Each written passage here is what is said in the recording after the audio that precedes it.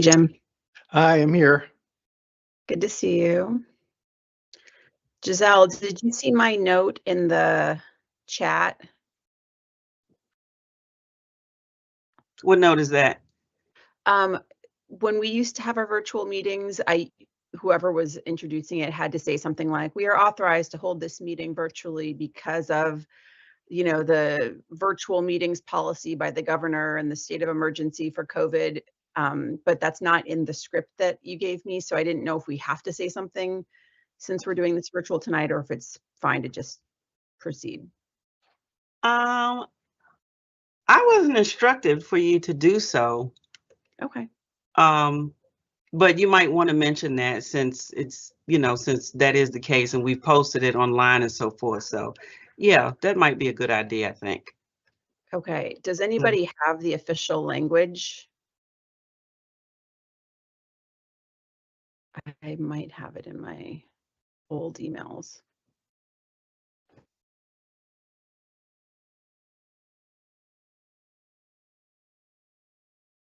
Hey, Giselle, if we have to get up and go to the bathroom or something, do we leave our camera on or do we shut it off, or what's the rule?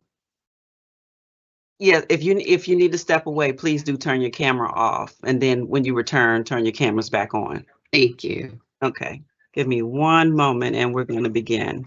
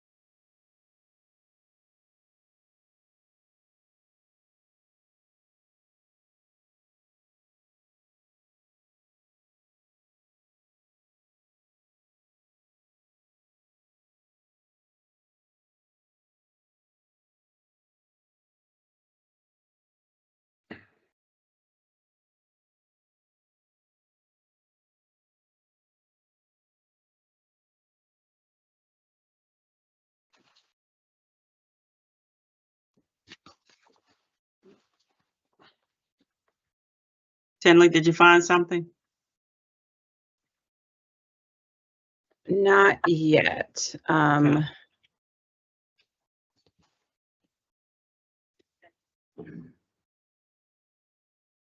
Oh, my TV is giving me feedback.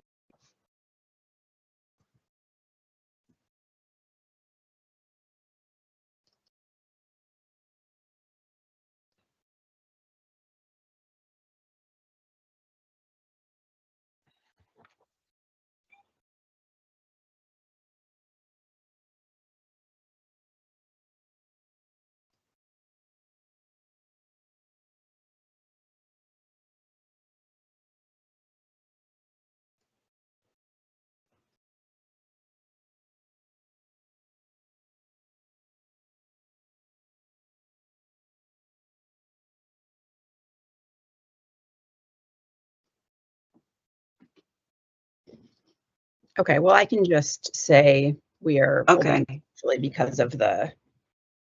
Oh, I have, let's see. Someone just sent me something.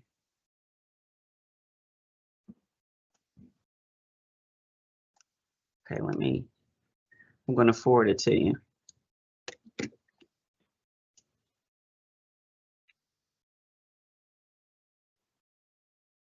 I'll put it in the chat. Okay, thank you. Mm-hmm.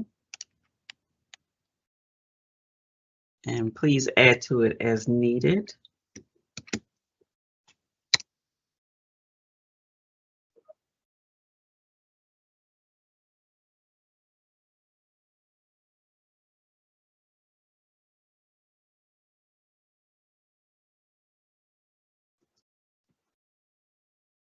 Okay.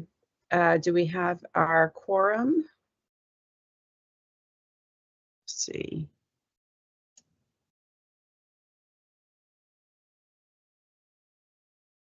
We do not have a quorum.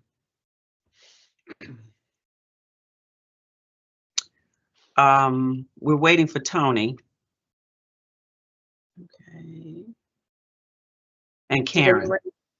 anyone Oh, say? I'm in here. Oh, hey, everybody. Tony, can you come Hey. on video? We are Yes. all required to be on video for Yes. the. Oh, I'm here working comes on. Karen. I'm working on that now. Give me like 2 seconds. My team Oh, is there you active go. on my Okay. computer. Thank Tony, you, Tony. if you're on an Apple, my MacBook Safari browser won't let me keep my video on. I have to be on Chrome, so I don't know if that might be. No, I just needed to update Teams on my laptop. That was all. Okay, we're good. Commissioner Weir is here. Commissioner Guevara is in the room. Okay. So we can go. We can All go. right. Oh, See. excuse me, Commissioner Weir. There you go. Thank you. I see that cute little baby. Okay. Let's go. Good evening and welcome to the February 12th, 2025 recess meeting of the Arlington County Planning Commission. I'm Commissioner Tenley Peterson, Chair. We are authorized to hold this meeting remotely based on the governor's virtual meetings policy and the state of emergency caused by last night's storm. Tonight's items of discussion involve zoning amendments for the Columbia Pike Form-Based Code, consideration of actions associated with Barcroft Apartments land use analysis planning process, and a use permit for the development of a 6-story multifamily building in accordance with the Columbia Pike Form-Based Code. Before we begin, I would like to share a few logistical points for all participants joining the meeting remotely and in person.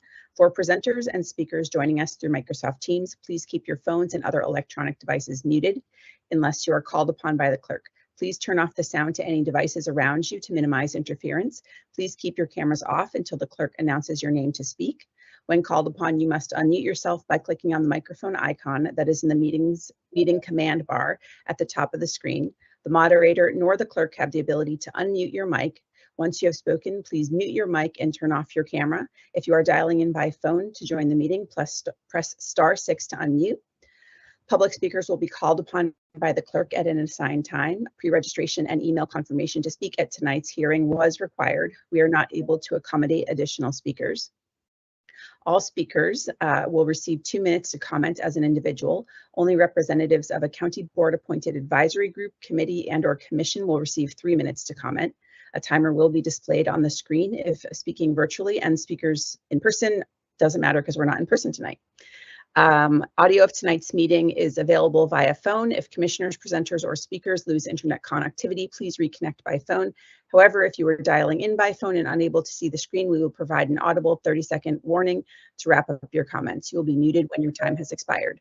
The meeting chat is Timer will be displayed on the chat is screen. active for presenters or commissioners who need technical assistance only.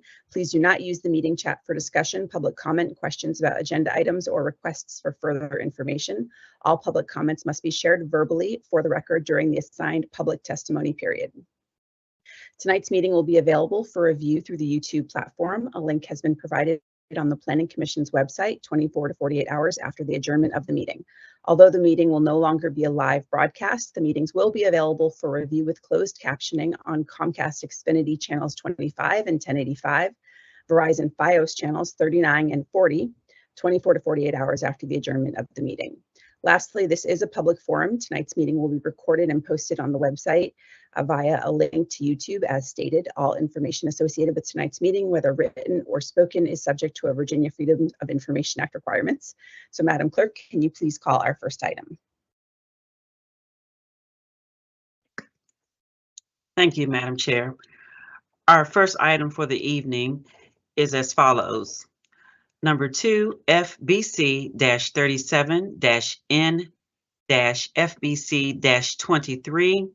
This is the ordinance and amendments to the Arlington County zoning ordinance for the Columbia Pike Commercial Form-Based Code. Number 3, GP-366-25-1, FBC-38, N-FBC-24. Those are the land use analysis planning process for Barcroft Apartments. And the last item is FBC N24-00003, the use permit for the 6-story multifamily building. We have Olivia Sontag to present this item this evening and Matt Matuzik. Hi, good evening. Yes, we do have a suite of different projects related to the form-based code. So we will start with this first item, which are technical amendments to both the commercial and neighborhoods form-based codes.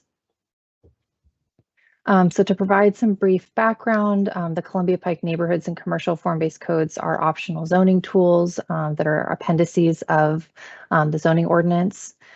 So minor errors discovered are corrected through technical amendments to the zoning ordinance, and they must be considered by the Planning Commission and County Board. So after a recent reformatting of the codes, we have identified some opportunities to correct some of these errors. They're organized into 3 different categories, including Scrivener's errors, technical corrections, and clarifications. But none of these updates include any policy changes. So these are the 3 categories of errors that we're proposing to correct with this amendment.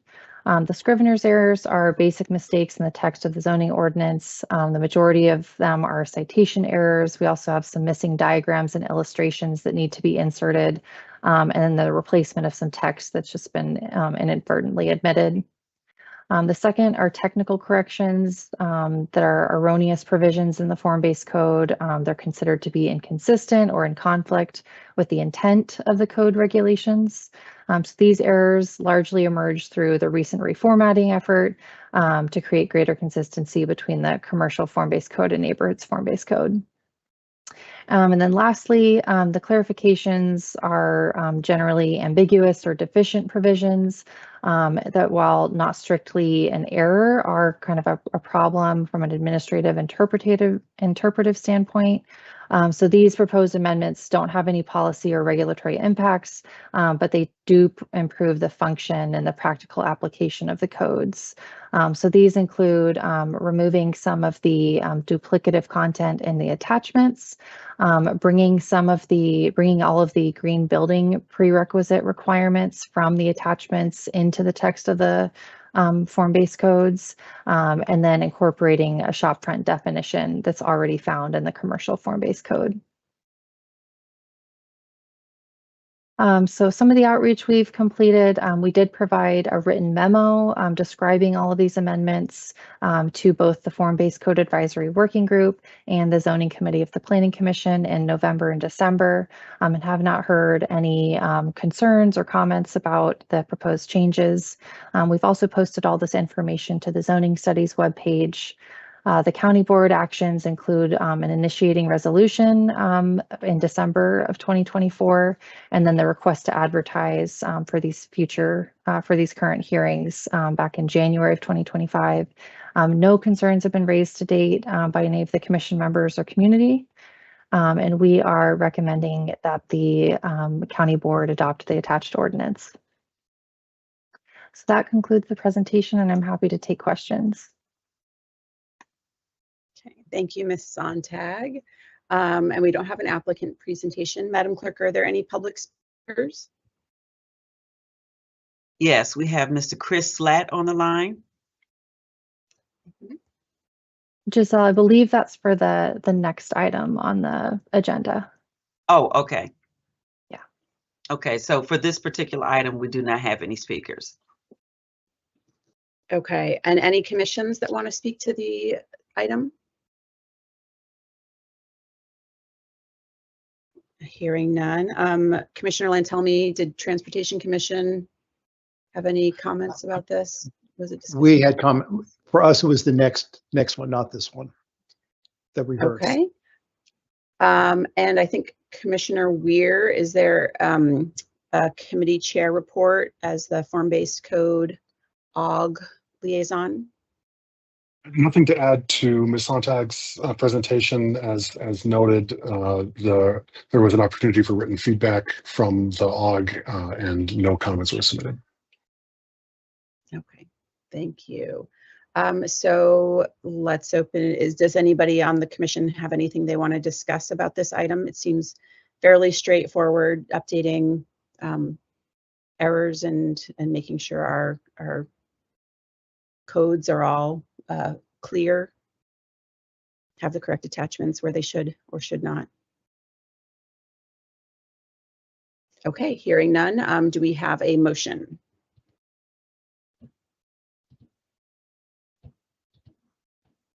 Commissioner Weir. Thank you. I move that the Planning Commission recommend that the County Board adopt the ordinance to amend, reenact, and recodify the Arlington County zoning ordinance.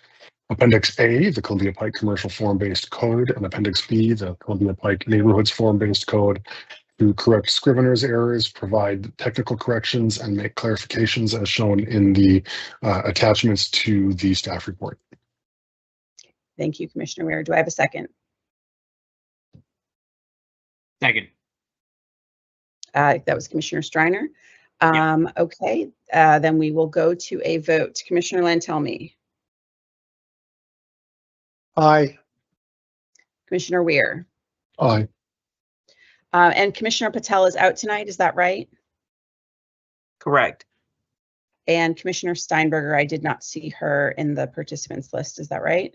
That is correct. Commissioner Bagley. Aye. Commissioner Guevara.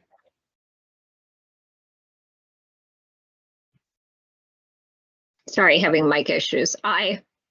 Okay, thank you. Commissioner Berkey. Aye. Commissioner Striner. Aye. Commissioner Robertson.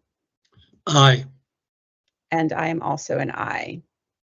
Okay, and there's no other motions for this item, is that right? Okay, so correct. then we can move on to the next agenda item. Madam Clerk, can you please call that? Yes. The next item is consideration of actions associated with the Barcroft Apartments Land Use Analysis Planning Process. Again, that is GP-366-25-1 and FBC-38 N-FBC-24. That is also Ms. Sontag and Mr. Matuzak. Thank you. We're also joined this evening by colleagues in DES, Robert Gibson, and in the Housing Division, Melissa Danowski. Will all be available for questions at the end.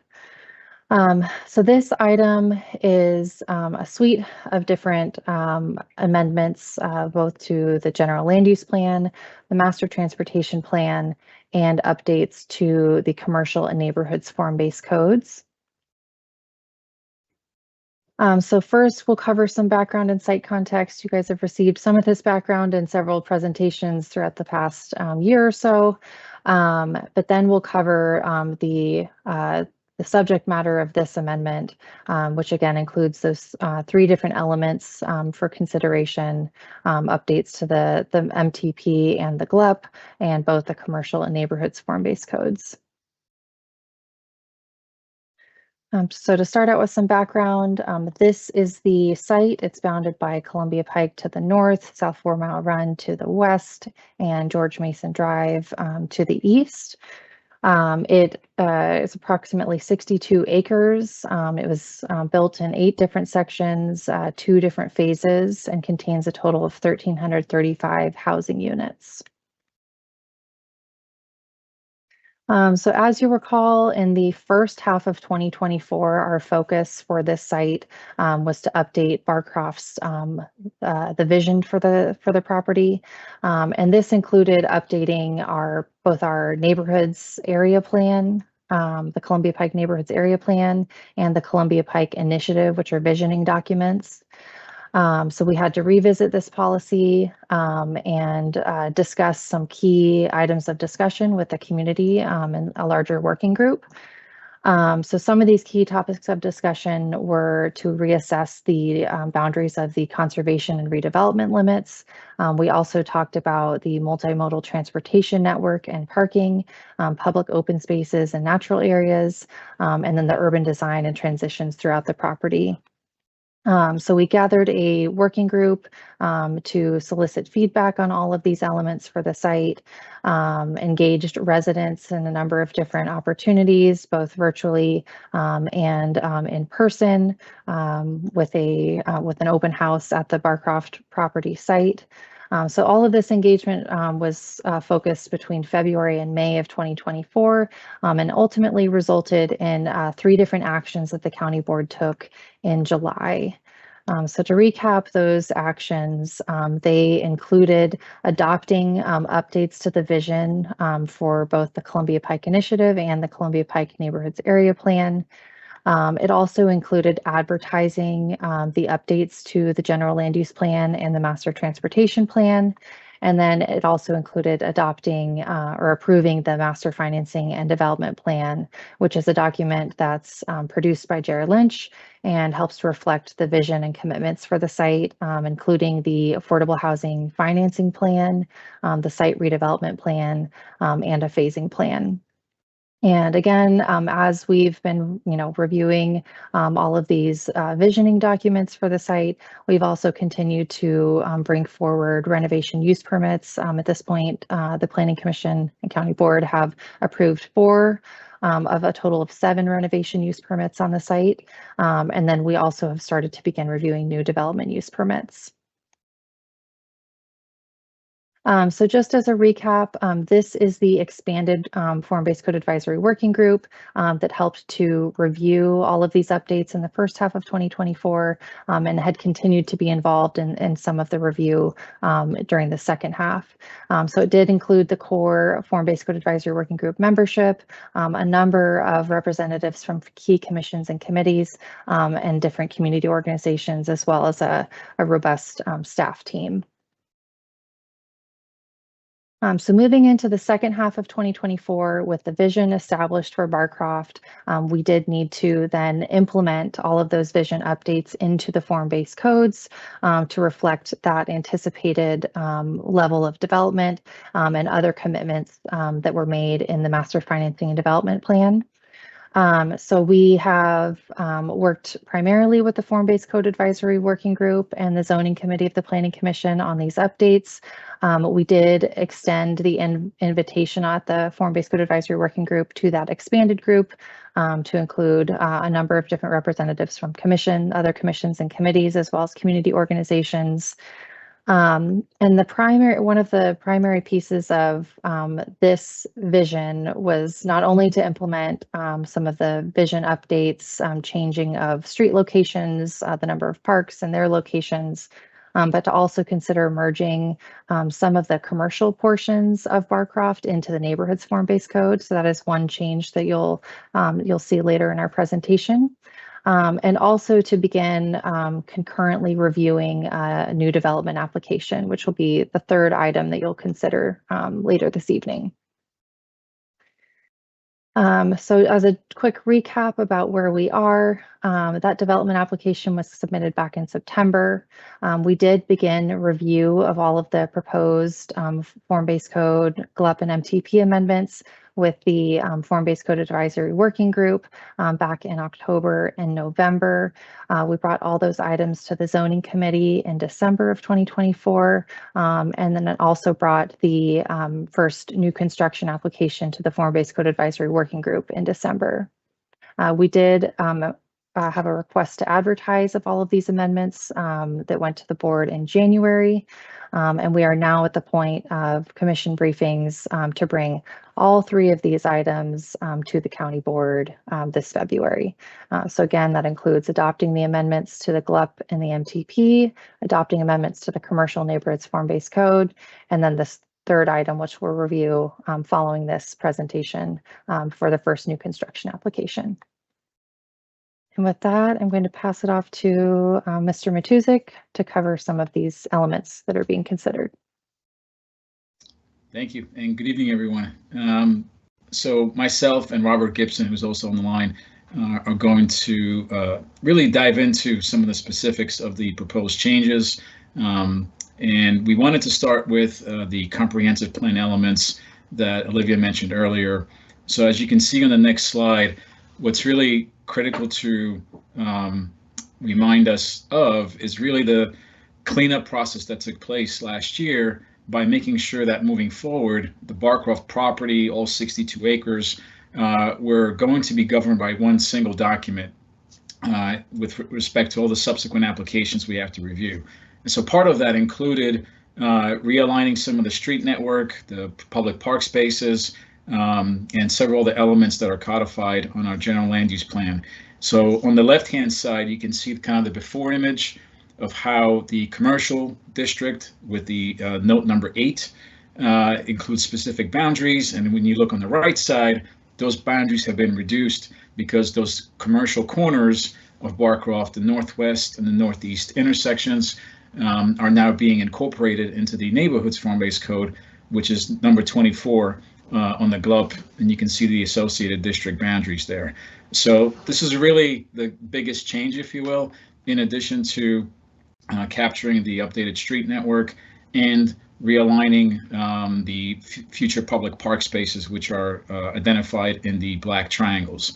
And we're also using this opportunity, if you looked at the attachments to the staff report, to also document how this is all being referenced in the GLUB booklet, which speaks to Columbia Pike's planning history and what else is there to help review potential applications moving forward. On the next slide, you can see how that same level of information is also being memorialized in our MTP amendments as the street network has evolved, now that we are consolidating all of Barcroft into a single document. And at the same time, a big effort in last year's land use analysis was to figure out how Barcroft could accommodate a bike facility, making sure that we have the 12th Road Bike Boulevard being implemented. So those changes are also being reflected in the MTP if you look at one of the attachments to the staff report. So these are pretty critical comprehensive plan element updates that we've advertised back in July, and we're using this opportunity to make sure that those are being considered by the county board. The next series of slides focuses on the remainder of that cleanup, as I mentioned, where the commercial code was reduced and the neighborhoods code was expanded. So as we do that, in the commercial code, we have specific maps that provide guidance for what the properties can do in terms of redevelopment. So on those two properties, particularly at the intersection of George Mason and Fulmar Run, we now have to remove those properties as being suggested for guidance here. So on the left, you can see how the Penske site was still governed by the commercial code, and on the right, you can see how that boundary has been reduced and the commercial code is no longer providing that guidance. And then similarly on the next slide, as we shift west, the Goodwill site near Fulmar Run also has been removed from the guidance expressed in the commercial code and no longer exists there. And what you'll see on the next series of slides is how both of those intersections have been incorporated into the neighborhood's form-based code. So this is pretty much where the bulk of the changes have occurred in the last 6 months of work, as what we've been doing with a number of staff is looking at how do we implement the vision that was considered by the board and various commissions back in July. And to do that, we needed to look at a number of things that provide that type of guidance in a very specific and prescriptive document like the form-based code. So what that meant was updating regulating plan maps, which provide specific guidance in terms of land use, height, and other building development applications, updating the regulatory text, which speaks to a lot of the different specifics of how buildings may be redeveloped and how other structures can be renovated, but then also what happens in between the buildings, in that now that we've updated the street network and have a better understanding of where the bike school facilities need to be, what do we do with the adopted cross sections that currently live in the form-based code because they no longer apply to the updated vision? And Robert Gibson is going to speak more to that in a minute. But what I wanted first to do is jump into the regulating plan maps and give you a sense of how those have evolved. So these exhibits really mirror what we've looked at in July, where some of them really just capture both of the changes in height, the land use, the block structure, the street network. So on the left is an image from the Columbia Pike Neighborhoods Area Plan, and on the right is an image from the Master Financing Development Plan that Jar Lynch provided and that the county board accepted. And both of them speak to this new vision of a consolidated approach for Barcroft as it lives in one single document. So what we've done is taken this information and now applied it to a much more detailed map.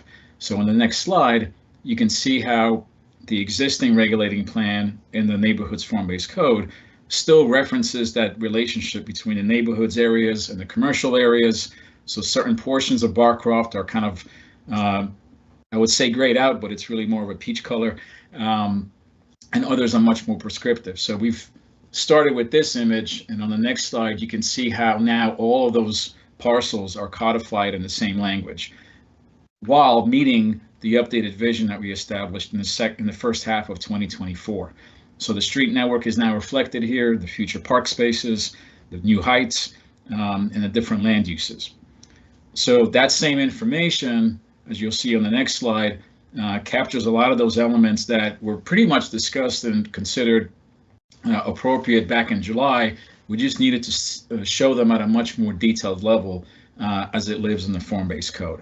So really nothing new in terms of guidance and policy, but rather a more prescriptive view of what we agreed to do. The next series of slides gets into those remaining adjustments that help implement the vision. Here, if you look at one of the attachments to the staff report, this is more of a framework of all the various text changes that had to occur, partly to help implement the new vision in the MFDP, but also to acknowledge some lessons learned as we were reviewing renovation use permits last year and making sure that some of the ones moving forward have a more clear path forward based on what we've seen. And again, a lot of this is kind of happening for the first time. We have not really gone through this on any of the property along Columbia Pike. So we can happily get into some of the more specifics, but this gives you a sense of just how much of the code needed to be adjusted to make sure this can move forward. And then finally, on the next slide, before we get into the specific cross sections, it's important to kind of reflect back to what we ended up with in July. These are images from the Master Financing and Development Plan. You'll note that they look very similar to the MTP amendments. On the left is the updated street network showing existing and future streets, as well as alleys and driveways. And on the right, you can see the new bicycle facility running east-west along 12th Road, and as well as the perimeter streets there. So what Robert Gibson is going to mention next is really how these images reflect the balancing act between not only addressing the fact that half the property is going to be redeveloping while the other half is going to be preserved. Natural pinch points are going to occur. Phasing is going to be really critical, as this is not all going to happen overnight. And we also have a lot of competing priorities that force us to make some tough decisions. So I'll let Robert get into some specifics, but the street cross sections that you're going to look at in a minute are all based on where we ended up back in last July. So with that, I will hand it over to Mr. Gibson. Good evening. Thanks, Matt.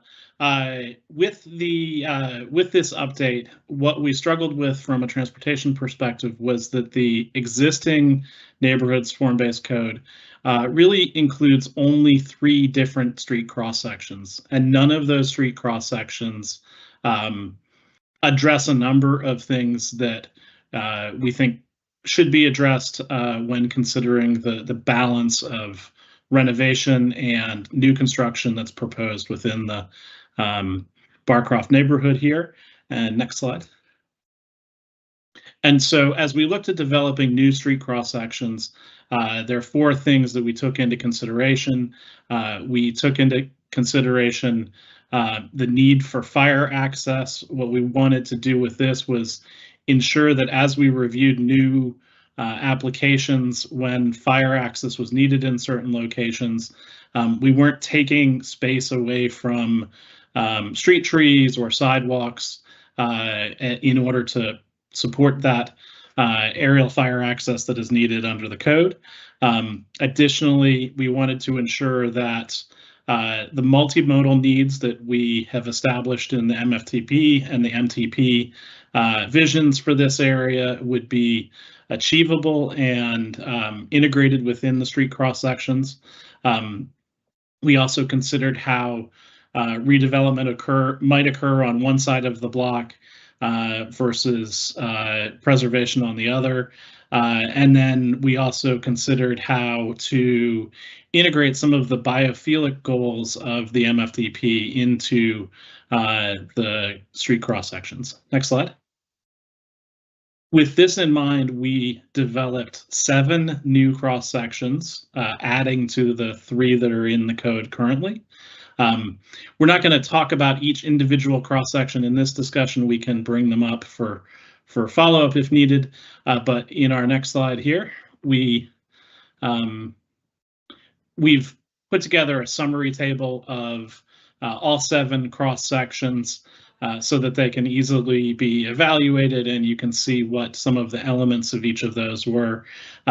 Within those 7 sections, there are 3 sections which are associated with the internal streets, and another 4 sections associated with the perimeter streets, George Mason, Columbia Pike, and 4 Mile Run Drive Minor. On the internal streets, we have proposed a 6-foot clear sidewalk with 6 feet of tree zones. On-street parking is accounted for in each of the cross sections.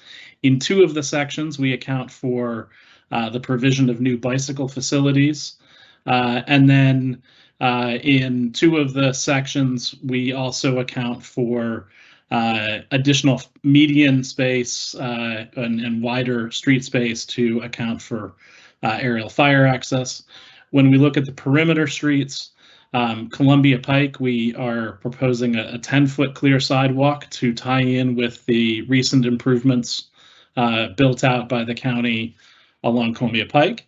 And then on the other perimeter streets, we're looking at an 8-foot wide clear sidewalk.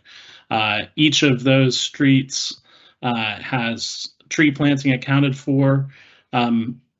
One of the issues with Columbia Pike is we're planning, similar to what has happened with the commercial areas, street trees and on-street parking to share the same zone, and as a result, we'll have a wider combined on-street parking and tree planting zone in those cases. In the along George Mason Drive, we account for the county's proposed multimodal improvements, providing a multi-use trail on the east side of the roadway. And then we're also looking at providing bike facilities on a segment of 4 Mile Run Drive Minor that will help connect the facilities on 12th Road and South Wakefield Street to the WO&D trail system. Next slide. Building on that discussion about the bicycle connection, we looked at 3 different types of facilities along the 12th Road corridor to support biking. The first one between South George Mason Drive and South Thomas Street includes a sidewalk grade protected bike lane on each side of the street. An example of this is shown in the lower right-hand corner. And that protected bike facility would help enhance the biophilic nature of the community with a dedicated tree planting area along with additional planting between the parking and the bike lane. And then as we look at changing configurations and crossing Thomas Street, we are looking at providing some optionality based on fire needs and design constraints, where we could provide either a sidewalk grade cycle track or on-street bike lanes. We looked at this optionality of providing 2 choices within the plan in response to community feedback that we heard in the review process, and it provides an elegant solution that allows us to evaluate the facilities as they're delivered with each individual final use permit, and address any site-specific design challenges so that we can deliver the best bike facilities that we can given any site constraints. And then the final segment is a segment between South Wakefield and the WO&D trail, where we envision an on-street bidirectional cycle track, and that will help ensure that we have connections between the WO&D facilities all the way to the east to the proposed shared use path that will be along South George Mason Drive. Next. And so with those cross sections, that kind of rounds out the transportation elements, and we look forward to addressing additional questions as you have them. I'm supported here with Kristen Calkins from our planning team for any other questions also. Matt? So that concludes our presentation, and we have our recommendation here to adopt both the GLUP and the MTP updates, as well as the updates to both of the neighborhoods form-based codes, and we're happy to answer questions. Thank you all for the presentation, very helpful. Madam Clerk, are there any public speakers? I believe this is the item Mr. Slatt wanted to speak on. Yes, thank you very much. Can you Thank hear me you. okay? Yes. Great. Good evening. The issue I'm here to speak about heavily impacts Barcroft, but it also goes beyond Barcroft, and if not resolved, will impact the majority of future development in Arlington County. Narrow lanes save lives. Wide streets encourage speeding. These are things we have understood in transportation planning in Arlington County for quite some time. If you look at the street cross sections labeled ST 8640 and ST 6140 in your briefing materials for Barcroft, you will see streets that don't quite look like any other planning document in Arlington. One has 12-foot wide travel lanes. The other has a strange 4-foot painted buffer in the middle that where like maybe a pedestrian refuge should be, but isn't. These aren't things we generally see in Arlington, where the demands on our right-of-way are huge and every foot of road space is precious. The resulting wider lanes and wider curb-to-curb widths will result in higher speeds, more crashes, more impervious surface area, an increased urban heat island effect, increased pedestrian crossing distances, and a higher volume of storm runoff. If you've been following closely the Barcroft process, you know where this is going. These cross sections are the result of the fire marshal enforcing the aerial access section of Appendix D of the Fire Code, which states that access roads, including streets for buildings over 30 feet tall, must have an unobstructed clear width of 26 feet, and that the access road must be no closer than 15 feet and no farther than 30 feet from the building. And if you look again at those cross sections, you will see the obvious fingerprints of this code requirement on them. Unlike many provisions of the Fire Code, this one is, by my layman's analysis, well within the county board's power to amend or eliminate. The details of that are in my written comment to the county board that was sent to you. If you're interested, feel free to check it out. At an absolute minimum, we have to have a robust conversation about the trade-offs of this policy. Are we saving more lives from fires than we are costing in crashes on our streets? Are there alternatives? Are there better ways to define unobstructed to retain more flexibility for good street design? Thank you for your time. I ask you for your assistance in raising this urgent matter with the county board and keeping these unsafe street designs out of Barcroft and out of Arlington. Thank you. Thank you, Mr. Slatt. Is that our only public speaker? Yes, it Madam is. Clerk? Yes. Okay, and do we have any commissions to speak to us on this item? Okay, then Commissioner Lentz-Helmy, I'll go to you for your Transportation Commission report. Thank you, Madam Chair. Actually, I have Mr. Benson from Forestry and Natural Resources Commission who raised his hand. So yes, please go ahead, Mr. Benson. You have 3 minutes. Thank you. Just want to follow up on the gentleman's comments there. I'm noticing that the amount of space for the tree planting areas is slightly smaller than was presented last fall. I think it is in line with what the gentleman was saying, that because the travel lanes had to be made wider, everything else that we also want to have, bike lanes, tree areas, and so on, are reduced.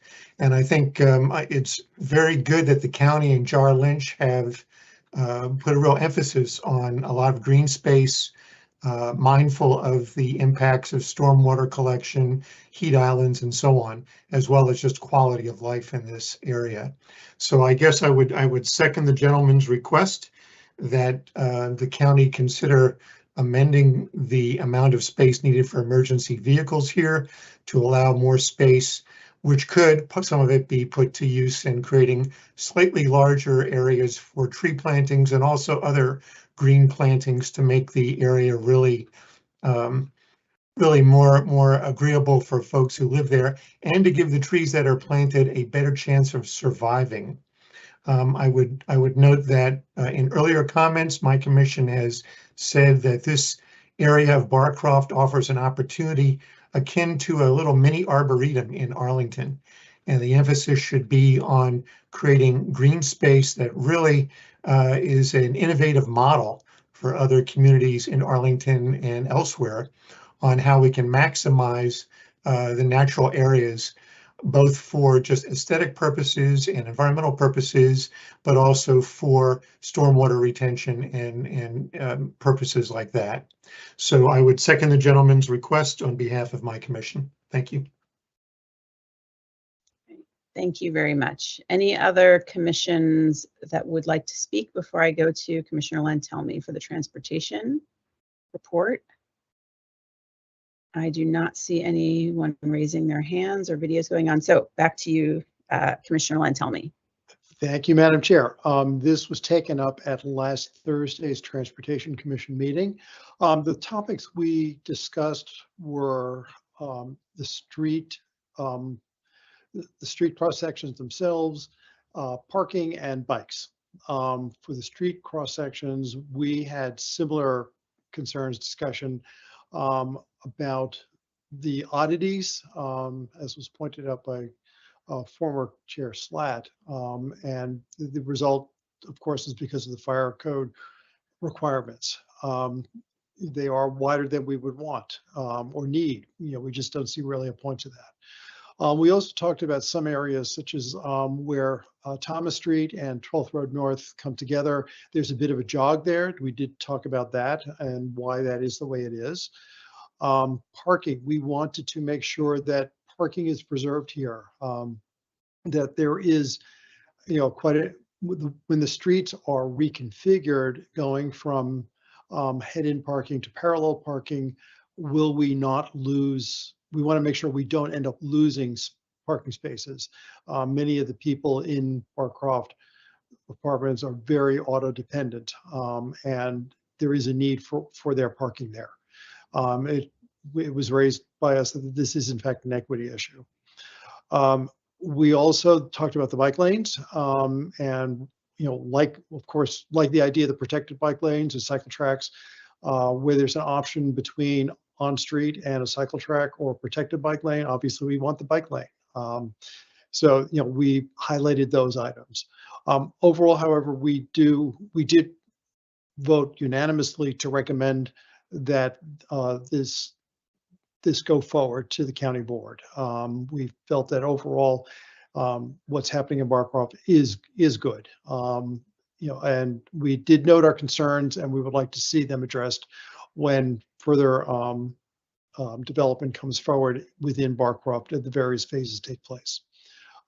That's pretty much it. Thank you. Thank you, Commissioner Lantelmi. And do we have a committee chair report? Yeah. Thank you, Madam Chair. As noted in the staff report, the working group met twice to discuss this. One second, hon, I've got to speak. The primary area of concern was and I think remains with the individual members of the group, the aerial access requirements and its effect on cross section, as well as the loss of the many different kinds of facilities that result from the lane width requirements resulting from the aerial access requirements. I will almost certainly be introducing a motion when it comes time to deal with that, but we'll deal with that independent of the staff recommended motions. Thank you. Commissioner Weir, do you have a suggested list of topics to guide our discussion? I think that the most important topic is going to be the fire access. the topics that are I think people are going to be interested in are also going to include so this is a I want to note that this is a form-based code project, and so we don't follow the we are not in the same level of structured discussion as is usually the case when we are considering a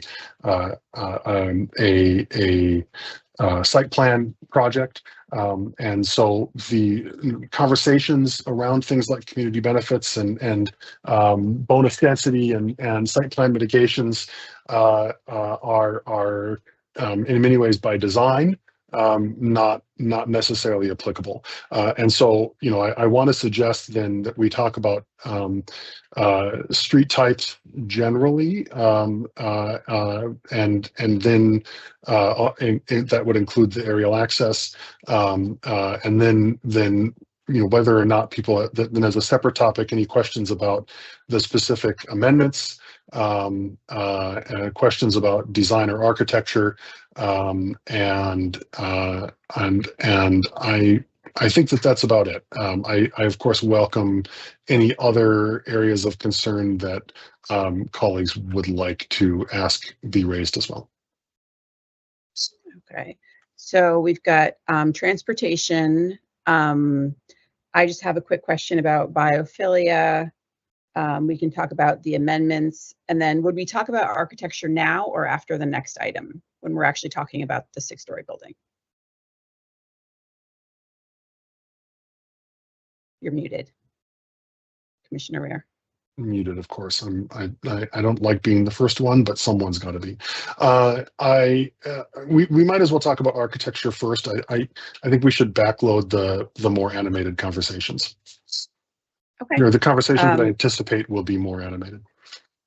Okay. So, well, why don't we start with transportation, because that seems to have the most to talk about. So, if I may, actually, Madam Chair, we've got Mr. Matuzik with his hand raised too.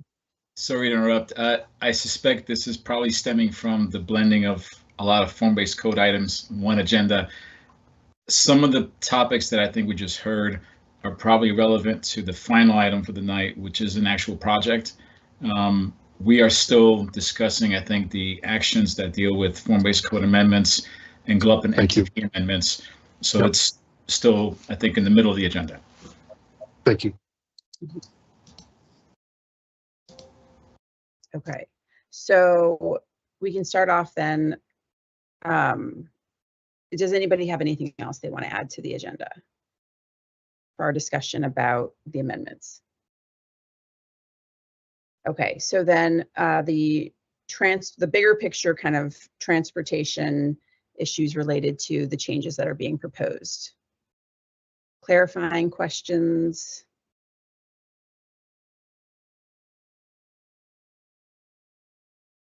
Or comments?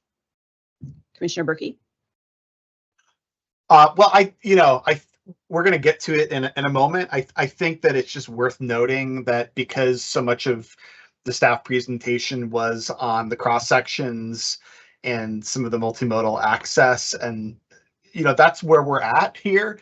We had a really robust discussion about this several months ago, and there was a large public process. So I'll just be the person that kind of points out that there's been a lot of development in this proposal, these amendments. There's been a lot of staff work. So I think the fact that we're really talking about one or two specific issues now, I think does speak to the fact that a lot has been resolved here. And so we've made a lot of progress. So we're going to talk about like the cross sections, and I know we're going to have some disagreement, but I want to note for the record that there does seem to be, I think it's fair to say, a lot of excitement, consensus generally about these amendments and about kind of where we're at. And it's we're getting to the finish line of a fairly long process. So that's my brief comment. Thank you, Commissioner Berkey. Other comments on the transportation aspect? Commissioner Weir. Well, as long as we're talking about the transportation aspect, I just want to associate myself with former Transportation Commissioner Slat's, Transportation Commission Chair Slat's comments. I think that they are spot on. I think that this is a long festering issue in the county street design that has under the radar made just about every project that we have adopted between marginally and significantly less safe than it could have otherwise been. And that doesn't need to continue to be the case.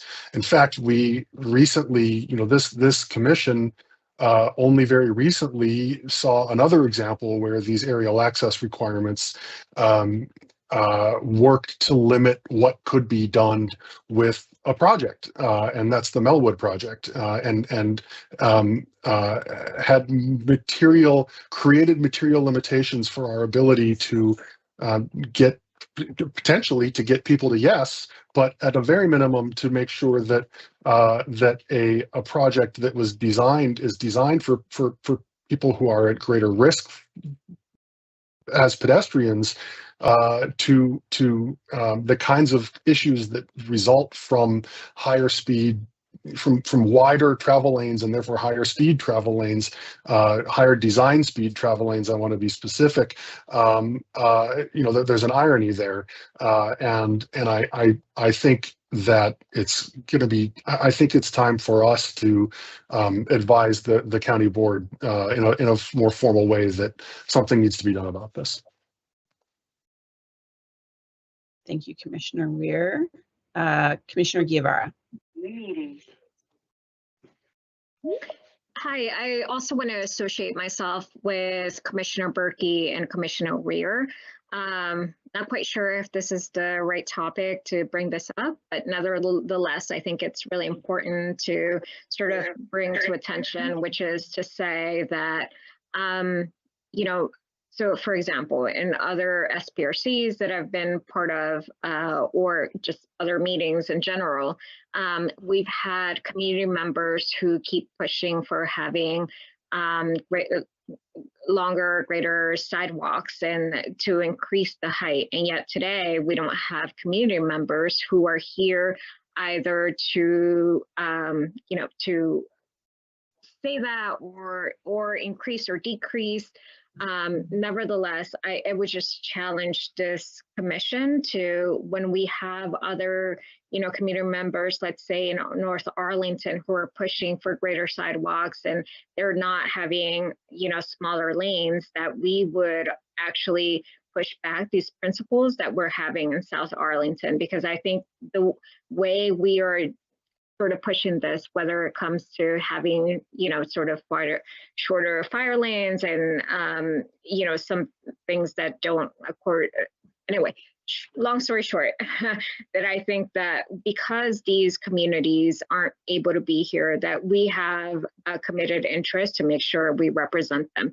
And also an interest that when we have folks in North Arlington who are pushing for certain things, because they are able to be in those meetings, that we take that into consideration to the extent to which we are now, and that we make sure that whatever principles we believe in order to make roads smaller, and that we are, sort of reducing speeds and everything, that this comes across the board, because I feel as if sometimes when, there's, it's uneven the way that we approach these principles. And so, again, not sure if this is the way to convey it, but this is all to say that I definitely want to associate myself with Commissioner Berkey and Commissioner Weir on this topic. That's all. Thank you. Thank you, Commissioner Guevara. Commissioner Steiner. So first of all, I'd also like to associate myself with my colleagues. But I think on the flip side of this question of fire access, I don't know if staff has this answer on hand, but what are the safety risks that exist if we were to, kind of reduce this fire access requirement? I mean, is it like a marginal risk? And I think former Commissioner Slat got at this question pretty clearly of, you know, which do we prioritize? Do we prioritize, you know, fire safety or pedestrian safety, which typically the latter has a lot more injuries and fatalities. And so I guess, you know, in terms of us understanding what those risks are to reducing the fire access, I think that it kind of helps us with that discussion a little bit here. Mr. Gibson, can you speak to that? So unfortunately, I can't speak to the specific risks of, you know, injuries per 1,000 miles traveled or things like that. But what I can speak to is in this process, one of the reasons why we heeded this issue was because we didn't want to get into a circumstance in this form-based code where the building to building dimensions or the build to lines that the code sets are too narrow to address the fire code requirements. And if we were to have done that, then the space needed for fire code would come out of sidewalks, would come out of tree space. We've tried to ensure that that's not the case with this provision. While I respect the comments and statements that have been made, we also really wanted to make sure that a fire code issue didn't preclude occupancy of the buildings or other really critical things late in the process. So that's some of the thinking for why we've included it in the code at this time. I guess my question was more of like, what are the fire code risks associated with this if the county were to dial back the code as it exists today? Right. I think I'm going to have to let our fire code advise the county board, or fire marshal advise the county manager on that. This is an area where if the fire marshal uses their prerogative or states and it's found to be that it is part of the fire code, that DES does not have sort of the regulating authority over the fire code. Yeah, I just think that's probably something, if we as a commission want to get this conversation going, I think we should probably articulate those risks clearer, that we can kind of use that to base our argument around. But thank you. If I may just jump in, Mr. Slatt had mentioned there's a part in the middle of the road that would normally be a pedestrian refuge, but it is just kind of extra space that will encourage speeding. You know, when we were looking at the Sunrise Senior Living SPRC, there is like a small median that goes right through the center of the road. And at the time, I think we were told, well, the fire trucks can just hop that median really easily, so it's not a big deal. Like, it can be there. We don't need to remove it. So is there a reason we couldn't have a pedestrian refuge that kind of narrowed some of the streets, but that a fire truck with their big tires could get over? I think that I think some of that design will be evaluated with the final use permits, with subsequent fire marshals at the time that those come forward. I can say that the streets that we're proposing in the interior of the site, which are most affected by this issue, are all relatively small and compact streets with a single travel lane in each direction. And so the overall crossing distance isn't like you're crossing Columbia Pike or something like that, increasing that crossing distance. That said, speed is something that we are always concerned about, and providing pedestrian safety and as they cross and sight distance is critical. So we've tried to make these as compact as possible with the constraints of Arlington County Fire. Thank you. Commissioner Lantelmi. Yeah, thank you. I had dropped out for a bit. Teams kicked me out, let me back in, so I missed a little bit of the conversation. But I, of course, associate myself with my fellow commissioners. Commissioner Weir and I have been banging this drum almost the entire time we've been on the commission about the way that our fire code dictates what our streets look like and the type of trucks, rather than the other way around. And it has been very frustrating to both of us, to all of us. And as former chair of the Transportation Commission, Slatt, said, certainly in line with him. That's why I did highlight that at the Transportation Commission, that very wide non-median on the street. I'd like creative look at that, even if we can't narrow it for this project. And I am, of course, going to vote for this. And this is a larger conversation that encompasses the entire county's redevelopment. But something like that, when you have extra street space, don't make it asphalt. Could we make it something permeable that, fire trucks, as Chair Peterson mentioned, yeah, they can bounce over it, but let's make it permeable. Let's cut back on the amount of paved surface where it really isn't needed.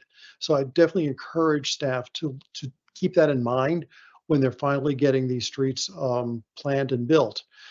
Parking, I do want to raise again on that. I want to, as I did at Transportation Commission, many of the people who live in Barcroft and will be living in Barcroft will be having jobs that aren't traditional jobs that you take the bus and the subway into Washington, D.C. or to Roslyn or National Landing. They're jobs that do require a car because they're all over the DMV.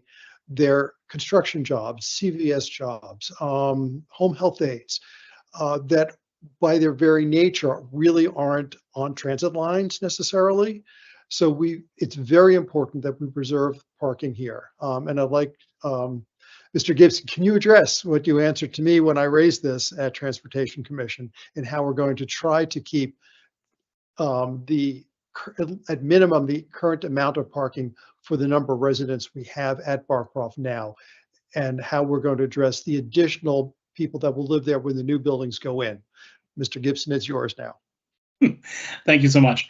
To put on the record a lot of the discussion that we had in our very vigorous public discussion previously, it is a goal to maintain approximately a 1-for-1 parking ratio for existing residents.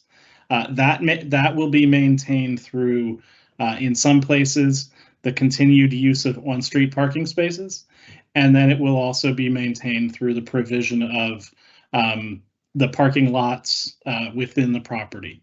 That one of the keys to doing this throughout the discussion has been the interplay of the redeveloped buildings and the new buildings and then the preserved buildings that maintain that will be maintained on the property and will live through the redevelopment process. And so we took a strong look at each and every proposed development site, the amount of existing residents that would be taken offline, and that associated parking that would be taken offline to deliver new housing, to ensure that we weren't making a promise that we didn't think we could maintain one space per existing unit within the existing footprint of Barcroft. Thank you. That's all I have for right now. Okay, Commissioner Weir. So two things. One, I failed to and want to take the opportunity to associate myself with Commissioner Berkey's comments about this project. I don't want anyone to hear my concern about this one particular aspect as anything as in any way detracting from my full-throated support of the project. But second, for the benefit of my colleagues, and this is following up on something that Mr. Gibson noted, this is not the motion that the final motion I'm going to introduce does not reflect a planning failure.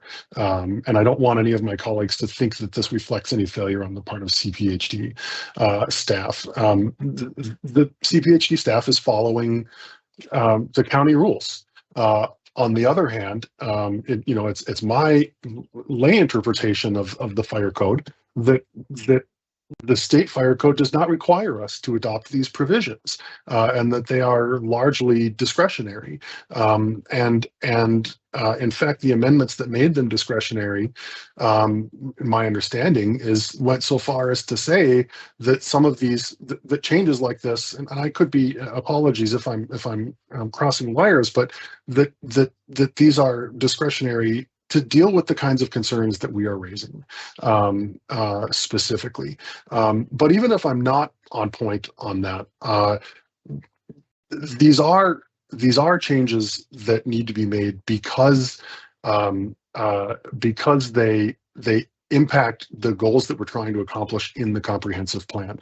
But staff's hands are tied. Staff has to present plans that are consistent with the fire code. The problem here is the fire code, and we need to fix it. Thank you, Commissioner Weir. Any other topics? I had a quick question about biophilia, which is just that the amendments propose updating the definition of preserved natural areas to add microforests and meadows. And the report noted that Forestry and Natural Resources staff supported this. And I just wanted to check and see if the Forestry and Natural Resources Commission had also, had a chance to weigh in. Yes, we made similar comments at the meetings that Mr. Weir held in the fall. And it goes to my earlier comment that there's a real opportunity to make this sort of a mini arboretum within Arlington. So biophilia is very much the word of the day. Tree canopy is very much a concern, part of the comprehensive plan. So maximizing that to the greatest benefit of the residents there is really a priority. And the concept of mini forests, we really applaud Jar Lynch's efforts and the county staff's efforts to actually add to some of the green open space that they were going to have cut down. And so there's these little mini natural areas within the current plan that I think will really be very beneficial. And I applaud the staff for pushing hard for that sort of stuff to be included. Great. Thank you, Mr. Benson. Any other topics folks want to discuss on these proposed amendments? Okay, are we ready for motions? Mr. Weir? Yes, I'm making sure that I've got the right one in front of me. So this will be two motions, and then I'll introduce mine as a third. First, I move that the Planning Commission recommend that the county board adopt the resolution at attachment 1 to the staff report and amend the general land use plan, map, and booklet as shown in attachments 2 and 3, and proposed amendments to the master transportation plan map attachment 4, and pause, timeout. This is going to be one motion, time in. And adopt the attached ordinance at attachment 5 to amend, reenact, and recodify the Arlington County Zoning Ordinance Appendix A, the Columbia Pike Commercial Form-Based Code, and Appendix B, the Columbia Pike Neighborhoods Form-Based Code, as shown in attachments 6 and 7, to implement the Barcroft Master Financing and Development Plan and associated policy updates adopted by the County Board in July 2024. Okay, and we have to take those separately, right? We can't do them jointly. No, I have moved to do them jointly. I realized as I was reading them aloud that they are written as a single motion. Okay. Could I get somebody to second that? I'll second that. Okay, thank you, Commissioner Striner. Any discussion on this? I don't see any hands raised. Okay, so we will go to a vote on these this motion for recommended by Commissioner Weir. Commissioner Lynn, tell me. Aye. Commissioner Weir. Aye. Commissioner Bagley. Aye. Commissioner Guevara. Aye. Commissioner Berkey, Aye. Commissioner Streiner, Aye. Commissioner Robertson, Aye. and I also say aye. Thank you. That motion passes. And do we have any other motions? Madam Chair, I have another motion. Okay. Is this the one that we were just looking at on the screen? Yes. Okay, thank you. Thank you, Ms. Johnson.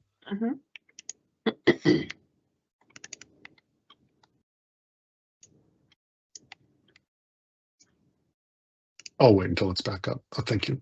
I move that the Planning Commission conveys its growing concerns with the requirements for aerial access sections of Appendix D of the Arlington County Fire Prevention Ordinance, and in particular how sections D105.2 and D105.3 result in higher speeds, more crashes, increased risk to pedestrians, more impervious space, reduced tree canopy, reduced on-street parking flexibility, increased urban heat island effects, and reduced activation of the street. Further, the Planning Commission recommends that the County Board either amend Appendix. Can I interrupt for a second? The screen changed and now we're seeing a chat. Okay, thank you. Sorry about that. Further, the Commission recommends that the County Board either amend Appendix D to remove D105.2 and D105.3, or alternatively to convene a short public process incorporating both transportation and fire prevention stakeholders to consider potential changes to Appendix D of the Arlington County Fire Prevention Ordinance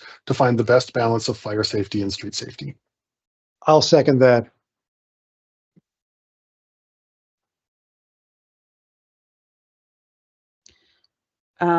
Okay, discussion.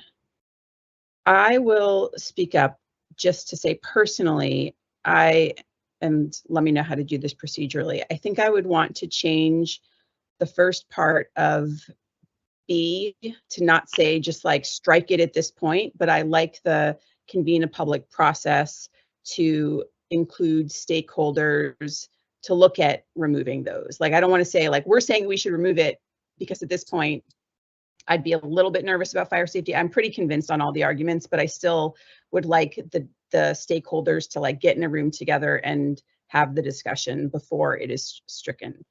So that would be my point. Madam Chair, there's no such thing as a friendly amendment, but I would not oppose it if you introduced it as a motion to amend. Okay. I see Commissioner Streiner raising his hand. You said exactly what I was going to say, so I agree with you on that front. I'm a big fan of the process piece. I think it's important to have everybody there. Okay, so I'm going to make a motion to amend the motion on the board to say to update Part B. So it says the commission recommends that the county board get rid of the part that says either amend Appendix D to remove 105.2 on 105.33 or alternatively. So it should say the commission recommends the county board convenes a short public process incorporating and then keeps going. So is there a second on that? I'll second that. That would, just for clarification, it would say the commission recommends that the county board convene a short public process incorporating both, et cetera. Yes. That would be the motion as amended. Okay. Yes. And Commissioner Streiner seconded it. Is there any discussion?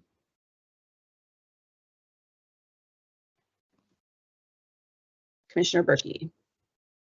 Yeah, I appreciate the sentiment, and I think I'm gonna not support this motion, not because I don't share the sentiment for a public process, and not because I don't share the concerns expressed by my colleagues, but more just mechanically. I think it is helpful for us to have a motion that has a bit of teeth in it to try to force the issue, because it is an issue at this point that seems to be at the county board and manager level. So I think it's perfectly fine for us to recommend they either make the change or alternatively something a little softer, which is the public process that I presume most folks probably prefer anyway. So if I vote no, that's where I'm landing. Not that I disagree on the merits. Thanks. Okay. Commissioner Weir. Madam Chair, I said that I would not oppose it, but unfortunately I am persuaded by my colleague, so for what it's worth. Okay. Any other comments?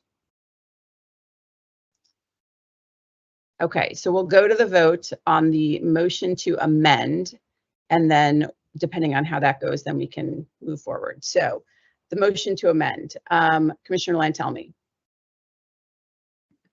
Nay. Okay, Commissioner Weir. Nay. Commissioner Bagley. Nay. Commissioner Guevara. Nay. Commissioner Berkey. Nay. Commissioner Streiner. Aye. Commissioner Robertson. Aye. And I am also an aye. So I think the nays have it. So then we are going with the motion as proposed. Sorry, I'm sorry. This might be too late. Can I do aye? Sorry. It doesn't, I suppose that this matter, yeah. But well, then it ties. So okay. Madam then Chair, it still fails, right?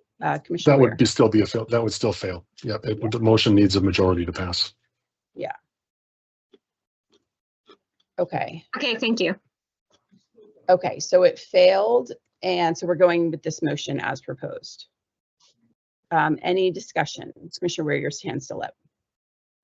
I just want to note that Madam Chair, I still, I share your instinct to recommend. On the one hand, I share your instinct to recommend that we go with the process.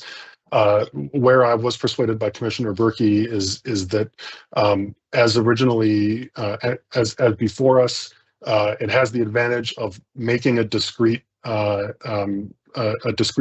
of the county board, a discrete policy recommendation, but giving the board all of the room that they will likely want to go a more procedural way. So I think that we are still in a spot that facilitates your instincts and concerns, if I may say as much. Okay. Yeah, I think for me, I was just a little concerned that part of the success of removing this is based on us having smaller fire trucks, right? And we don't currently have them.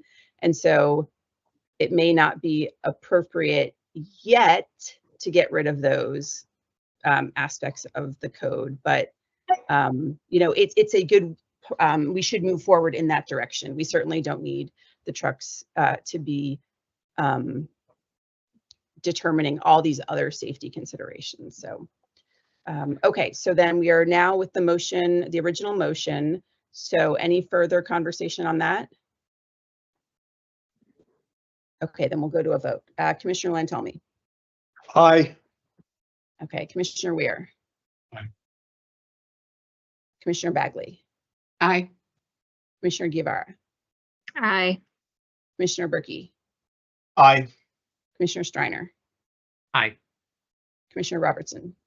Aye. And I am also an aye. So that passes unanimously.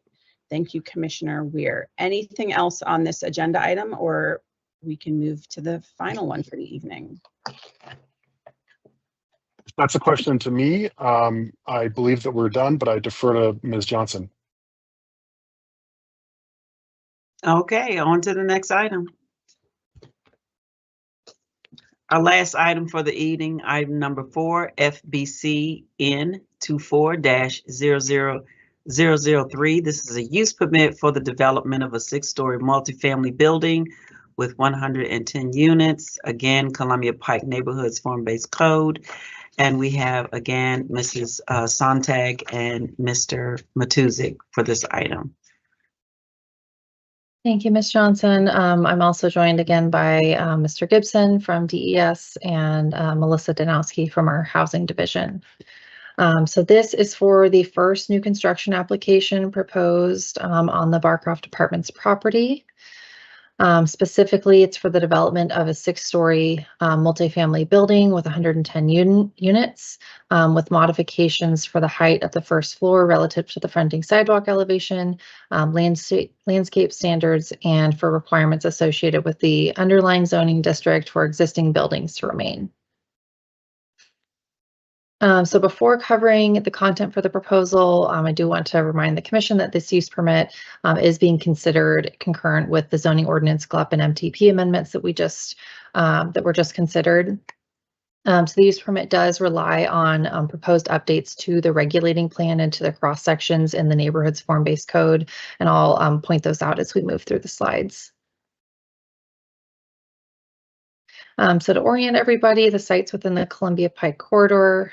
This is the general land use plan map, which shows the neighborhood's area boundaries as note 24 and then 24A, which are conservation areas.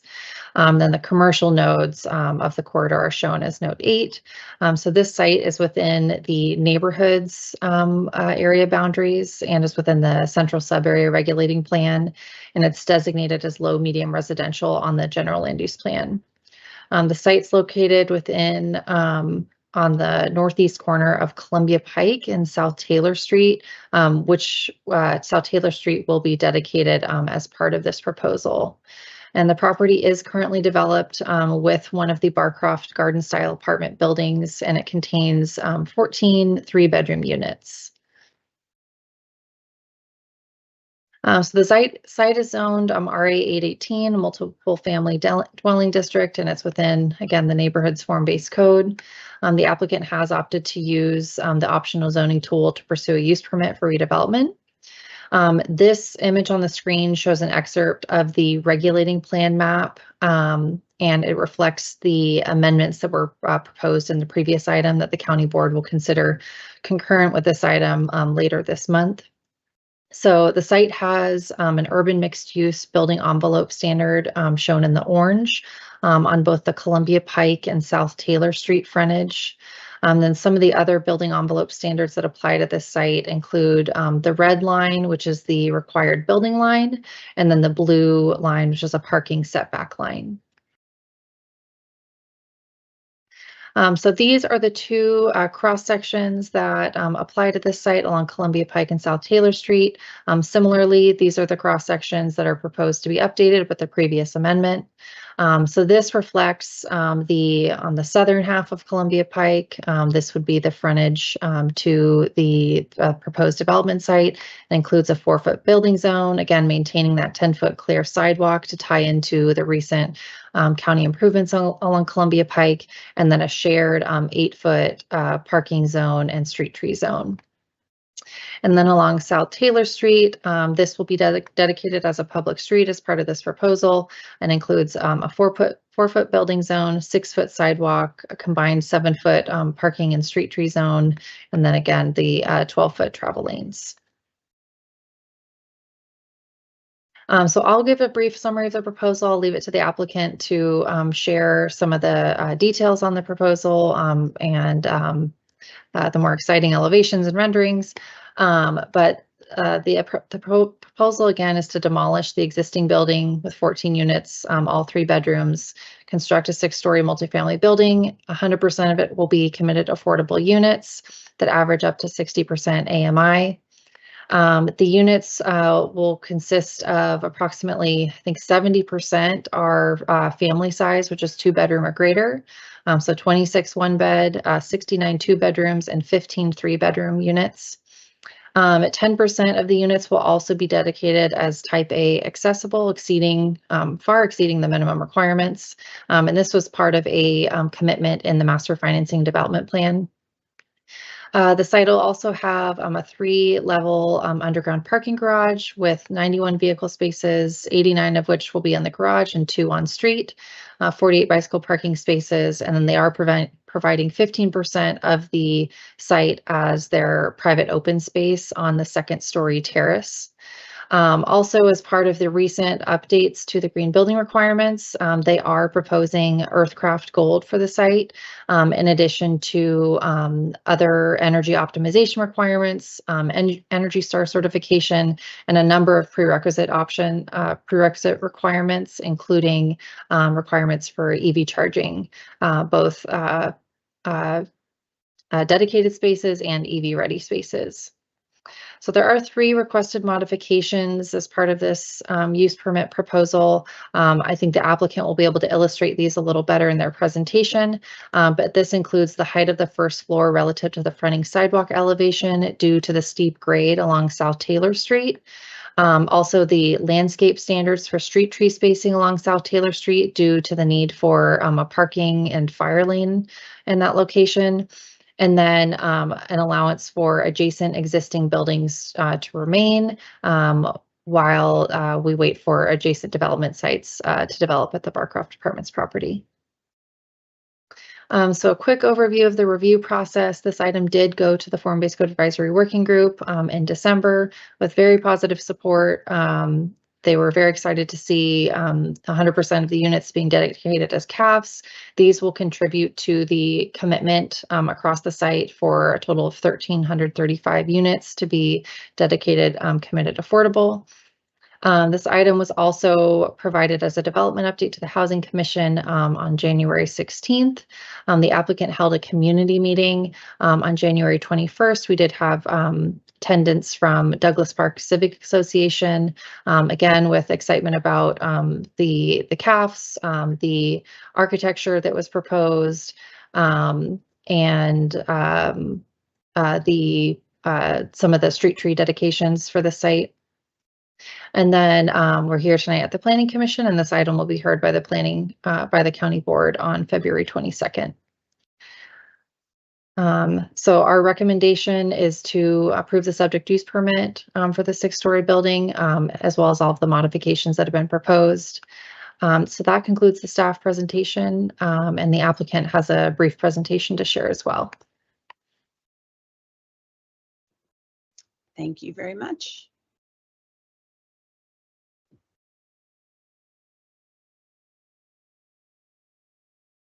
Thank you, Ms. Sontag. Good evening, commissioners. My name is Lauren Riley. I'm with Walsh Colucci. We represent Gyre Lynch Real Estate Partners, the applicant for this project, and the owners of the Barcroft site as a whole. Tonight, joining me, I've got Kalina Francis Lee with Gyre Lynch. We also have Chris Gordon with KGD Architecture. He's going to be walking you through the building design here in just a minute. We also have other members of our design team, our civil engineer and transportation consultant online tonight as well. But before I really get into the meat of the project, I did just want to take a minute here to recognize and really appreciate all that we've collectively been able to accomplish in the past couple of years since Gyre Lynch has acquired the site.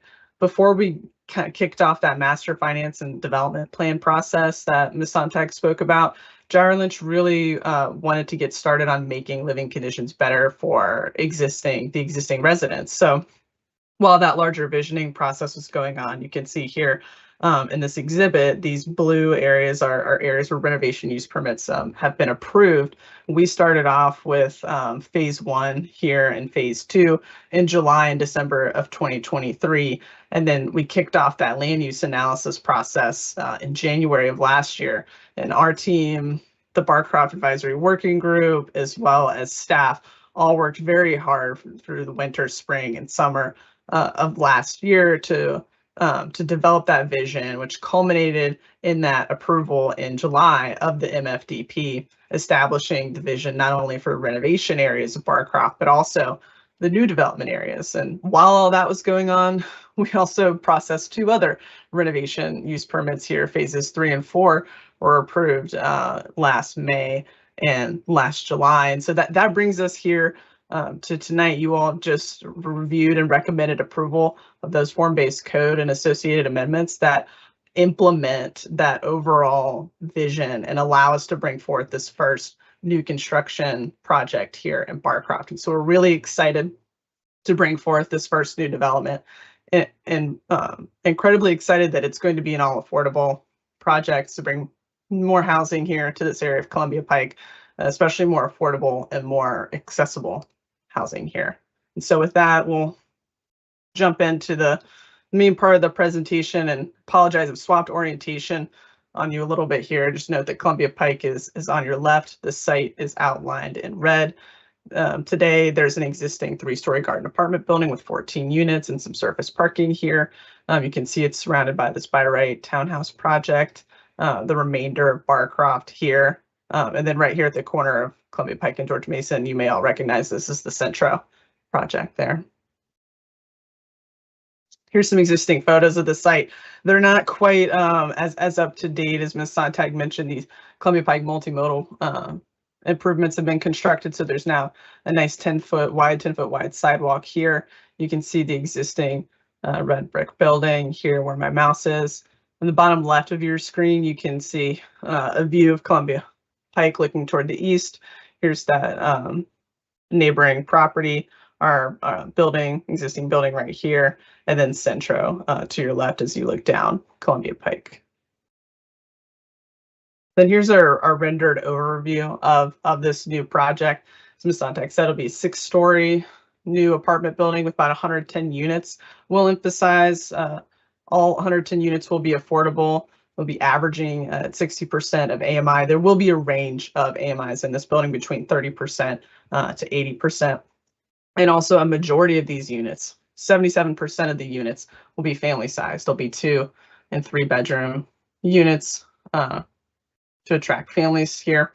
And then as Ms. Sontag said, 10% of these total units will be type A accessible to fulfill Gyre Lynch's commitment in the MFDP to provide more accessible units in the new construction affordable housing buildings. In terms of site access, we have our loading and our parking here off this private alley in the rear. We'll also be upgrading the streetscapes around the building. We'll tie into these new improvements on Columbia Pike, this 10-foot sidewalk.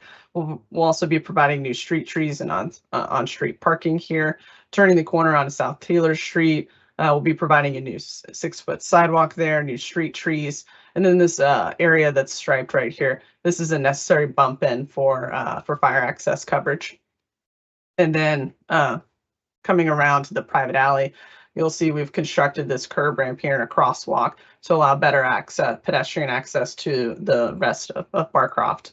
And then all of our open space on the site, the required open spaces here in the courtyard, which will be accessible to the residents. And generally, this project meets all of the form-based code requirements, the ones that you all just adopted, with the exception of those 3 modifications. One is for the street tree spacing requirements. You can see here, because of this on-street parking on Columbia Pike and this bump in here at South Taylor, we're not able to meet the form-based code street space standards, so request a modification for that. Our second modification is of the ground level finished floor elevation height relative to the sidewalk along South Taylor Street. And Chris Gordon can show you that better in elevation in just a minute as to where that happens. That modification is necessary due to the steep topography going north-south across the site. And then the last modification is for these existing buildings here and here to remain as they are, remain conforming to the zoning ordinance standards, which is typical of projects that include existing and new development. Moving on, I'll walk you guys around the building. We have 2.5 levels of below grade parking that serve the site. This is the lower level here at P3. Moving on up to the P2 level, this is where the building starts to become a grade here with the alley. So you can see our loading and our garage entry here. We'll also have a bike room that folks can access directly from South Taylor Street or from the garage. Moving up to the P1 level, you see we start to have units lining the alleyway in South Taylor Street with parking behind. And then up here at the level 1, we're now at the ground level. You've got Columbia Pike here on your left. We're lining units along the alleyway, South Taylor Street, and then we're locating our lobby and amenity spaces here right at the corner of Columbia Pike and South Taylor Street. Main pedestrian entrance will be right here, easily accessible from either Columbia Pike or South Taylor Street. And then we'll quickly show you some typical floor plans going up the building levels 2 through 5. Kind of have this inverted U shape here. We have a step back here at the 6th level. And then above that, here's roof level, so you can see all of that in context. And then here, I'm going to hand it over to Chris Gordon, who's going to walk you through the building design and show you some more renderings and elevations of the site. Thank you, Lauren. As Lauren had stated, you can see from this perspective on the corner, this is on Columbia Pike, facing to the slightly to the west. This is the main corner with the entrance to the lobby. You can get a sense for the amount of grade change that we have both on Columbia Pike and then the newly created Taylor Street on the left-hand side, moving down. The stoops that Lauren had been talking about are midway down that Taylor Street here. The fenestration is predominantly brick. We're doing the brick in response to sort of the characteristics of the existing Barcroft architecture. It's a wag to that. We're adding a lot more texture and detail about this corner. You can see in this perspective. The samples of those colors are in the little boxes up at the top. Mostly two different types of masonry brick, and then cementitious panels at the top of the building.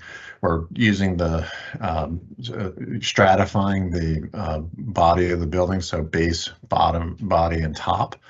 And then you can also see as you go down South Taylor Street the articulation to break down the massing with the recessed elements. This is the corner, this is the alleyway actually on the left-hand side and the bottom of South Taylor Street. We went to a whiter brick. This is in response also to Barcroft that has white painted buildings on that. And we felt that it really lightened up the massing on this portion of the building facing the existing buildings. As stated also, there's a recessed portion at the top floor to also further diminish it. Moving down the alleyway, you can see the loading dock, trash and loading, and then the garage entrance at the end. A retaining wall at the end sort of is also indicative of the severe topography that we're dealing with on this site. The materials I should point out are at the top. It's also a mixture of brick types and cementitious panels at the top of the building. Moving around to the elevations, this is on Columbia Pike. We'll turn around onto Taylor. This is the broadest facade. You can see the recesses and how the topography slopes down. I want to point out there's a lower entrance on the left-hand side for convenience for the tenants to get out and access a separate location lower down on the building itself. And it's also for the bike facilities down on the lowest level. Rotating around to the alleyway, you can see here we've played around with not only the materials and the colors to diminish the massing on this facade, but we just wanted to make sure that it responds to the adjacent properties.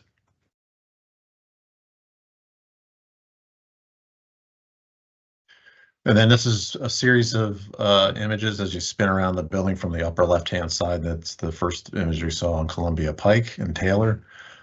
Moving further up Columbia Pike to the west is the one on the right-hand side, upper right-hand side, Columbia Pike view. You can see the townhouses off massing on the right-hand side. Here we're also going to lighter cementitious panels to respond to light and air. So the courtyard view on the lower left, you can see it adds a lot more lightness and helps the courtyard from a visual standpoint. And then the last one is the view that we had just seen prior. Thank you. All right.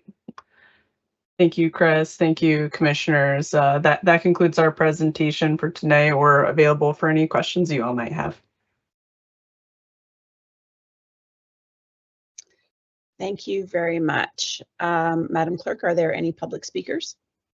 No speakers. And do we have any commissions that would like to speak to us? about the topic. Mr. Benson, did you want to speak to this? Mm-hmm. I saw your video on. Yes, please. May I? Okay. Yep. For us, the Forestry and Natural Resources Commission, go right ahead. So a question, the building is filling up the site pretty completely. I applaud having the courtyard there. That's a nice break and having some biophilia in there, but it's really filling up the site, and the street tree ability is limited. Have you considered raising the height of the building a story and using that to enable you to reduce your footprint? That's often a comment that we make in other settings and other projects around the county. And I'm wondering if that is something that you considered before you came up with a design that really filled the entire rectangle completely.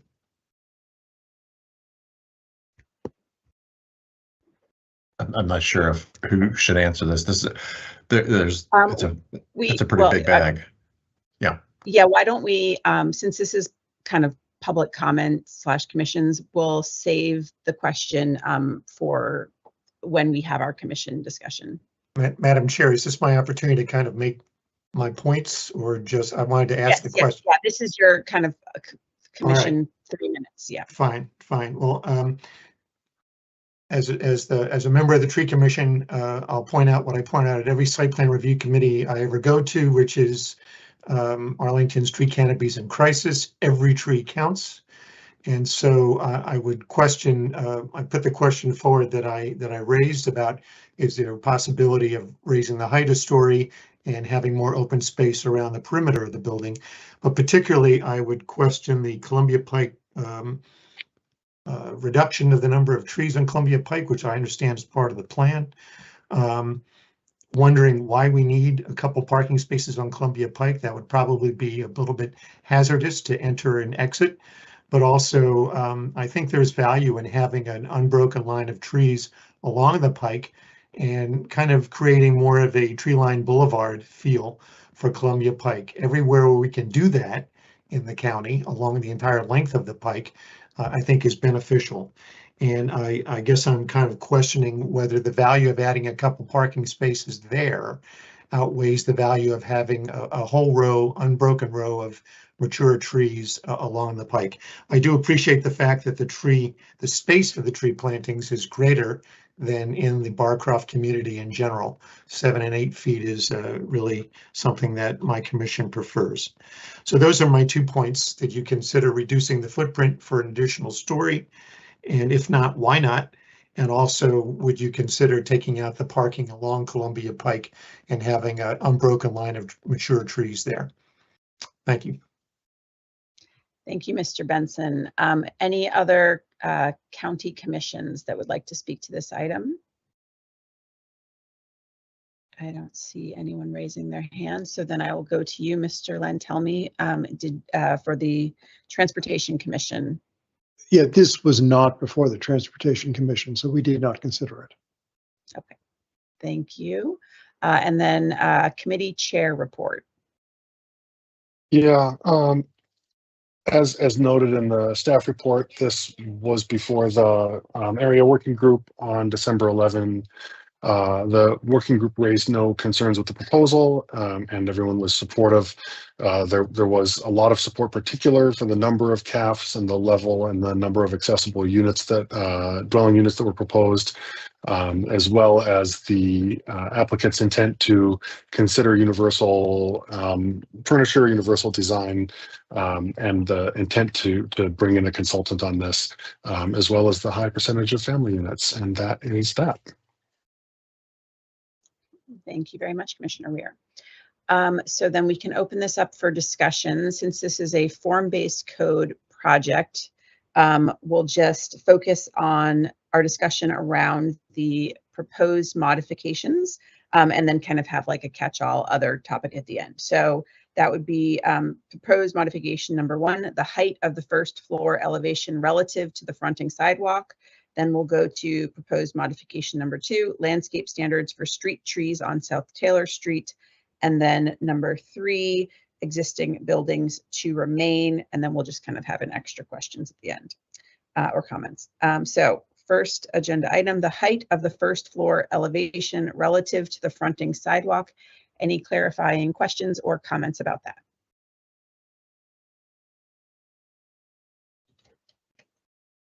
I don't see anyone raising their hand, so we will move on to proposed modification number 2, landscape standards for street trees on South Taylor Street.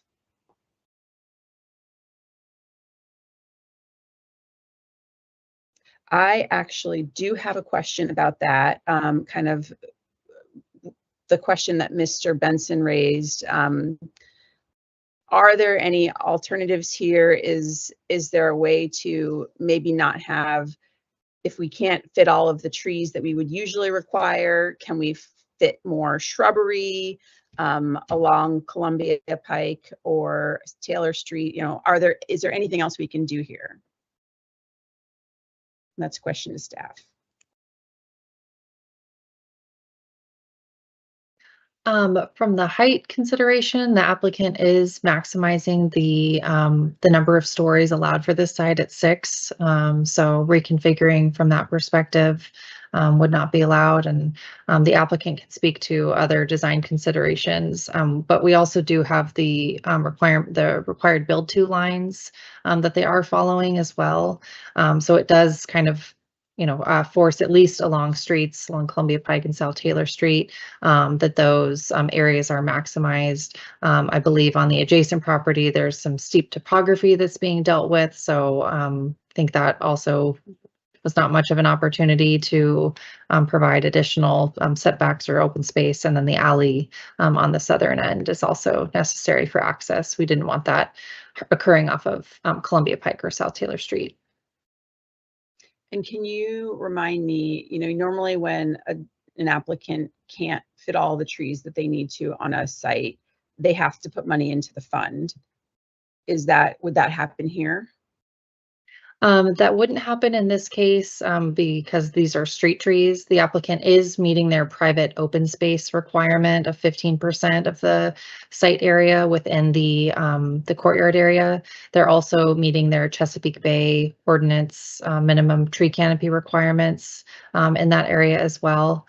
And I think we do acknowledge along South Taylor Street, the reason that the 30-foot spacing between street trees can't be provided is due to the necessity of the fire lane that's located along South Taylor Street. Thank you. Commissioner Streiner. Yes, so first of all, I agree with the sentiment of looking into whether those 2 parking spaces on the pike are necessary in terms of keeping that tree line. And I think particularly kind of going back to a comment Commissioner Guevara made, is that we have to kind of treat, you know, the different communities across Arlington with the same kind of care and consideration that we do with others. And I think putting not only those the nice uninterrupted tree canopy within that, but also this is a kind of tangentially related to the street trees, but I also think incorporating biophilic design into this building might be something that's in order, simply because, you know, why do some parts of town get this nice green design in these buildings and this like beautiful foliage, beautiful plants, and all of that, and other parts don't? So I think it's very important that gets brought into the equation. It's not something that is going to break the bank, but it adds a lot of value for the people who be living there. If I can ask a clarifying question, are the parking spots that are on Columbia Pike part of the 1-to-1 replacement to make sure that the same number of parking spaces that are there currently are preserved? They are not part of the 1-to-1 replacement. I think one of the issues that when staff has looked at this is Columbia Pike is a busy thoroughfare, as we all know, and uses that don't have that generate pickup and drop off and deliveries and things like that. When those activities aren't supported within the right of way, we end up seeing lane blockages and additional congestion and the like. So it's more likely that these spaces will be used to support short-term uses rather than 2-hour parking. But it's critical that as we build out the Columbia Pike, that we have a mix of robust parking along all frontages, so it provides that commercial corridor feel and uses that don't push, all the patrons that might want to park on street into the adjacent neighborhoods.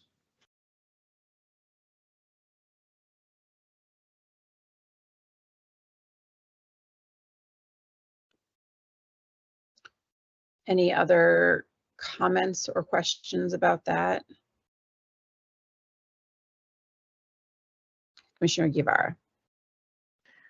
Hi, I also want to associate myself with Commissioner Schreiner's comments in the sense that in terms of community engagement, I mean, for example, we saw from the recent Melwood project that the applicant was able to change the configuration of the building to make it higher as opposed to take up so much space and sort of longitudinal. And so I'm wondering, if we were able to make that change with, let's say, community members that were so active in the process, why aren't we able to make that change here? We also saw this, for example, with the Goodwill project, where we, had an applicant that was pushing for more spaces for parking, and yet we were able to, to sort of lobby against it. And it just seems to me, quite frankly, that some of the projects that happen in South Arlington are, I know we want to maximize, sort of affordable housing and everything, but because of that, it tends to be a little bit lazy in some respects. And it really worries me that, and I get, form-based code, like there's less community input, but to be fair, that doesn't happen in other parts of the county. And so it really worries me that we are taking a route that would not happen elsewhere. And we are not considering the principles that Mr. Benson said, that we were trying to increase, tree canopy, that we're trying to, South Arlington in comparison to other places has a heat island, and we have data displaying that. And yet we are continuing to sort of go by what's standard. If other places are able to push a couple of stories up, why can it be done that so that we minimize the heat island? And so that I just wanted to associate with my fellow commissioner, Mr. Schreiner, to ensure that we are taking a holistic approach as opposed to just putting a rubber stamp on the issues that are brought before the Planning Commission. Thank you, Commissioner Guevara. Ms. Sontag, do you see any other options here for like the street trees, if not street trees, like something else that could be on that median strip to just like, or on that streetscape that could add more biophilia that will otherwise be missing because of the parking spaces that are needed, or that may or may not be needed? So I guess we'll start with this being under, the form-based code. It is form-based, so all of the, the heights again and the required building lines are set to provide the applicant with a pretty prescriptive box within to develop, provide this development. There's no density requirements, so it's really just the form that dictates all of these requirements. So we don't have the flexibility, neither does the applicant, to change the height or the required building line at the back of sidewalk or streetscape. And then in addition, all of these cross sections that were considered in the previous amendments also prescriptively, tell the applicant what kind of dooryard space, clear sidewalk, street tree zone. And in some cases, the street tree zone can share parking lanes, which is the case along both Columbia Pike and South Taylor Street. I will say that we do have the dooryard areas, which could be used to provide some vegetated landscaping where there aren't doors or stoops proposed in those areas. Commissioner Guevara, I see you with your hand raised still. This might be because I'm not as familiar with everything, but can you give me an explanation as to why form-based code is adopted in certain areas of the county as opposed to others? And again, this is just because of my own ignorance, but I'd love to hear that difference. And I don't want to, it's already 9 o'clock, so just a succinct answer would suffice. So it was an optional zoning tool, really to give developers predictability on the process. It went through a very lengthy community engagement process to establish all of these blocks, the building heights, the type of architecture, where those required building lines would be, and what kind of cross sections the community wanted to see. So it's already kind of been vetted by the community based on what they wanted to see on each block that's within these neighborhoods or these form-based code areas, so that the development that comes across is very predictable and is something that the community already expected. Okay, just to confirm, so the community had a say in this and they actually said and understood the form-based code and they said this is what they wanted, just to be sure. Yes, I mean, it went through a public process and all of this was adopted back in early 2000s and the neighborhoods code later in 2013. I see. Thank you, Ms. Sontag. Commissioner Bagley, and then I'm going to want to move on to our final modification so that we can get to motions and then our business and then conclude. Yeah, I just want to align myself with, thank you, Madam Chair. I would just like to align myself with Commissioner Benson's comments as well as my colleagues on the Planning Commission. You know, to some people, it's just another tree. Columbia Pike is becoming very unfriendly biophilically, and this just becomes another aspect of it. And yes, I understand that people need to be able to pull over because otherwise they may not. But perhaps there can be some other measure there. We just keep pushing and pushing and saying, yeah, well, okay, you know, we got to give up the tree here or whatever. So where do we stop that? And what, at what expense down the road? So I just, it's disappointing that we can't come up with something better there than this. Thank you. Thank you, Commissioner Bagley.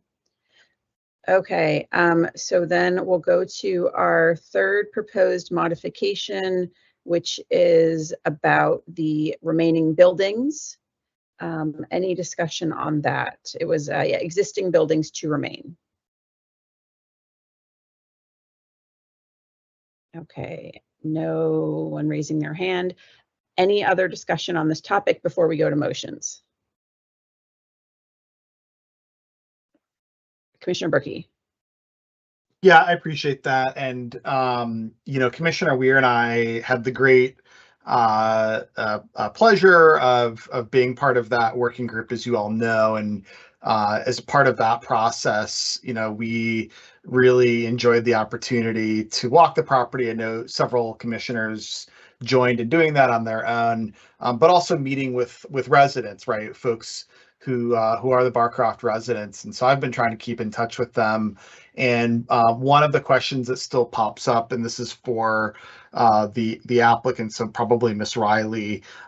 So I really appreciate in there the notification about relocations, and that's great. And it looks like General Lynch is committed to 120-day notice for relocations. When it comes to the parking, though, I know that there's going to be issues as far as some of the parking kind of being cannibalized and unavailable. What type of notifications has Gyre Lynch been providing, or will it provide to residents when certain areas are just simply unavailable for parking going forward. I think we have Kalina Francis Lee with Gyre Lynch. I'll see if we have any more information on how residents are notified about parking. I imagine that with the robust tenant relocation efforts that Gyre Lynch is doing, they're also communicating the changes to parking layout and where residents have access to parking and how that might change going forward with the new development. And if you aren't familiar, in addition to the typical 120-day notice, Gyre Lynch has committed to a more robust tenant relocation program. They've been in contact with residents from the get-go since they acquired the property. So residents are aware that the renovation projects are coming. They're also aware well in advance that these new construction projects are coming. And I think Kalina, jump in. I think parking is a part of those conversations that the property manager is having with existing residents as we're getting ready to talk about changes for new construction. Correct. Thank you. So sorry, I was having technical issues. Thank you, Lauren. Mhm. So yes, we are constantly coordinating with our on-site residents about day-to-day impacts. We give them 30-day, 60-day notices, 120-day notices completely about all the impacts. So when they first get the notice for 120 days, we go through all of the impacts, including parking, noise, relocation. But things like parking could happen, could change frequently. So they'll get much more robust updates on parking regularly. We can provide from our gate huts, from our team on the ground, a much robust response about that, but they're notified regularly about parking. They really are. I appreciate that. Again, this is an implementation question. Sure. I'm not going to make a motion on this here. Oh, no, fair. But it is something that we hear, and there is to an extent to which it is just going to be challenging, and you kind of mitigate and the best you can. Yeah. So I would say my one just suggestion for you is, I think you guys, maybe you have an app. I know you've got a lot of stuff through email and other things, but if it's at all possible, maybe some signage, if something's going to be happening. I suspect some of the folks I talk to, I'm not sure if they're necessarily paying attention to any of the other comms, but if there's literally a physical sign or two, that could help too. I mean, I know with construction, sometimes you have no notice and then it's oh, wait a minute, this is happening. And suddenly, you've got tape or whatever. Yeah. But some physical signage, if possible, that might help folks, because I think that's one of the things they're fairly anxious about, is kind of how that disrupts their routine. And this is just the nature of construction, right? And so that would be appreciated if you could consider that. We appreciate the feedback. Whatever is working and it's not working, we want to be able to tweak as much as possible. I mean, we'll have many rounds of this, so we want to get better every time. So thank you. Great, I appreciate that. Thank And Commissioner Peterson, if I could just conclude, I just want to say, I do appreciate all the engagement that the applicant's doing. I think that's great. Saw you consulted with the neighborhood association, which is my civic association, so I appreciated that. And they certainly had a lot of input, and that was in the staff report as well. So keep doing that. I think that's going to get you a long way. Thank you. Perfect. Thank you, guys. Thank you. I see Commissioner Guevara's hand up, and then we will go to our motion. Hi, so I just want to first thank Commissioner Berkey and Commissioner Weir for doing so much groundwork. I know they've been working diligently to try to incorporate community members and to try to really make this process more seamlessly. And, we wouldn't be here where we are today were it not for them.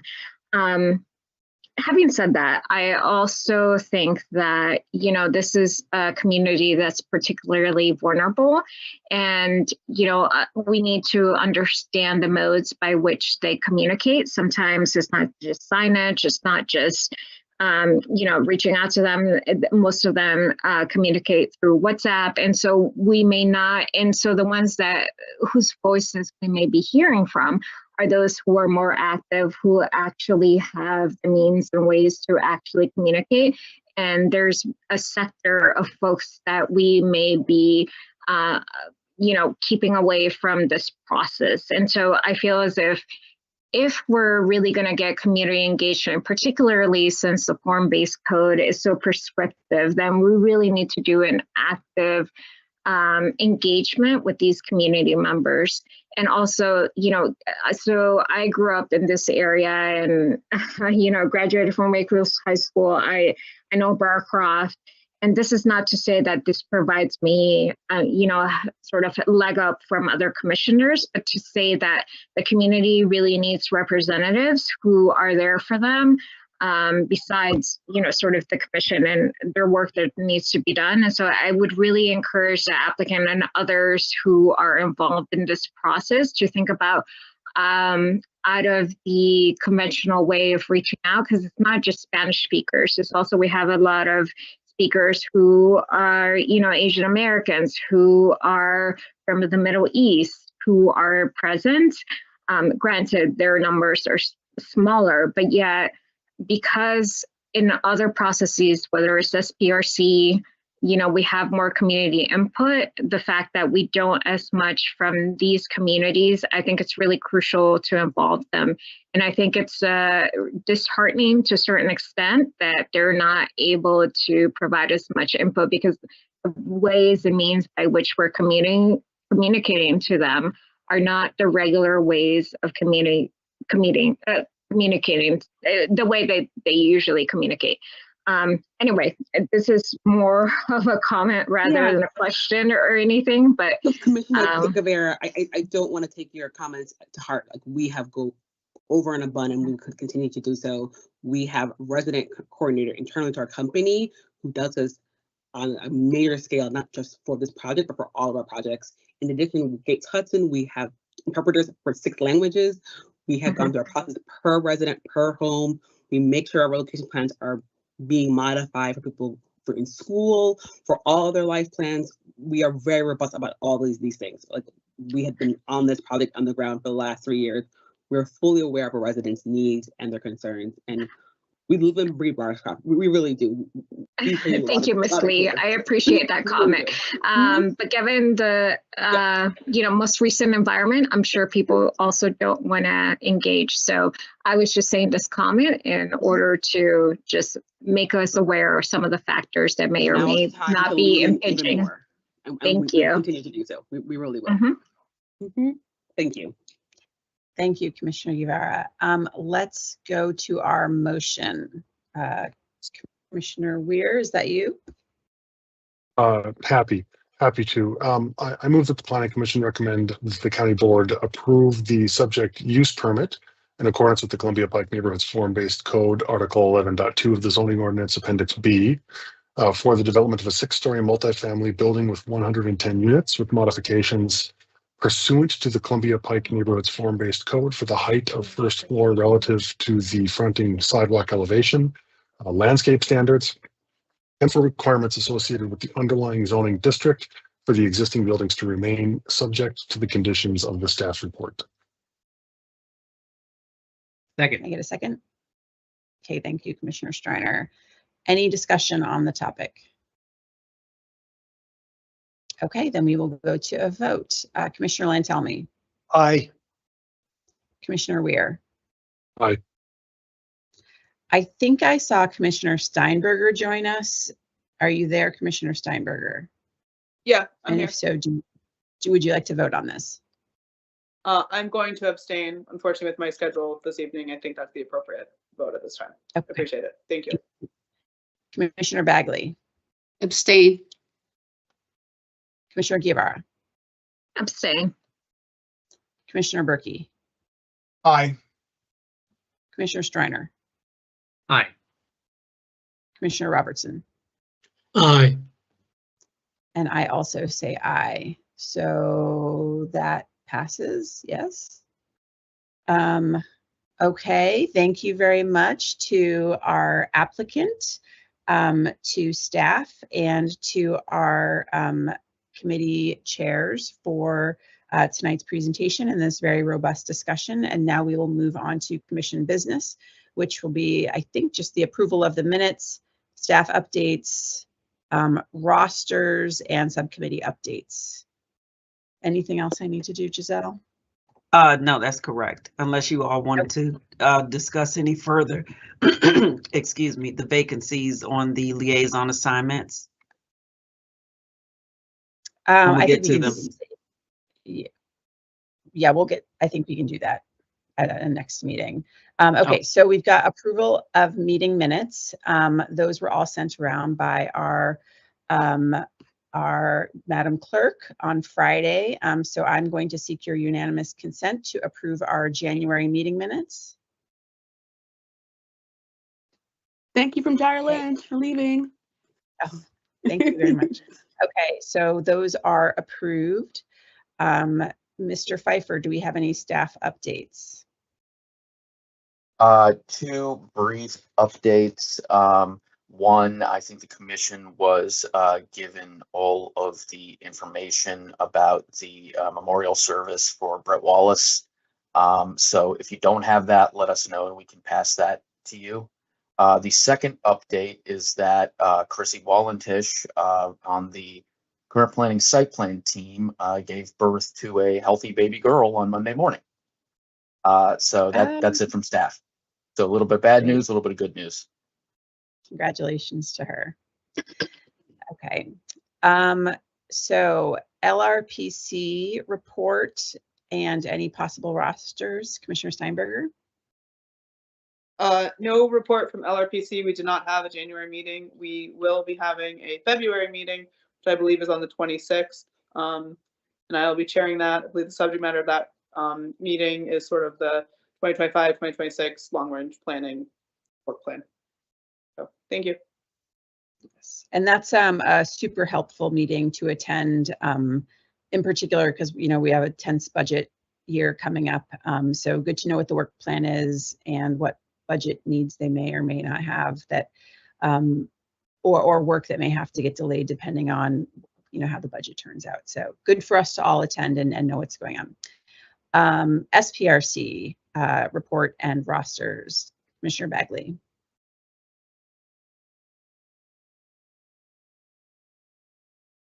Unmute. There you go. Oh, you are still muted.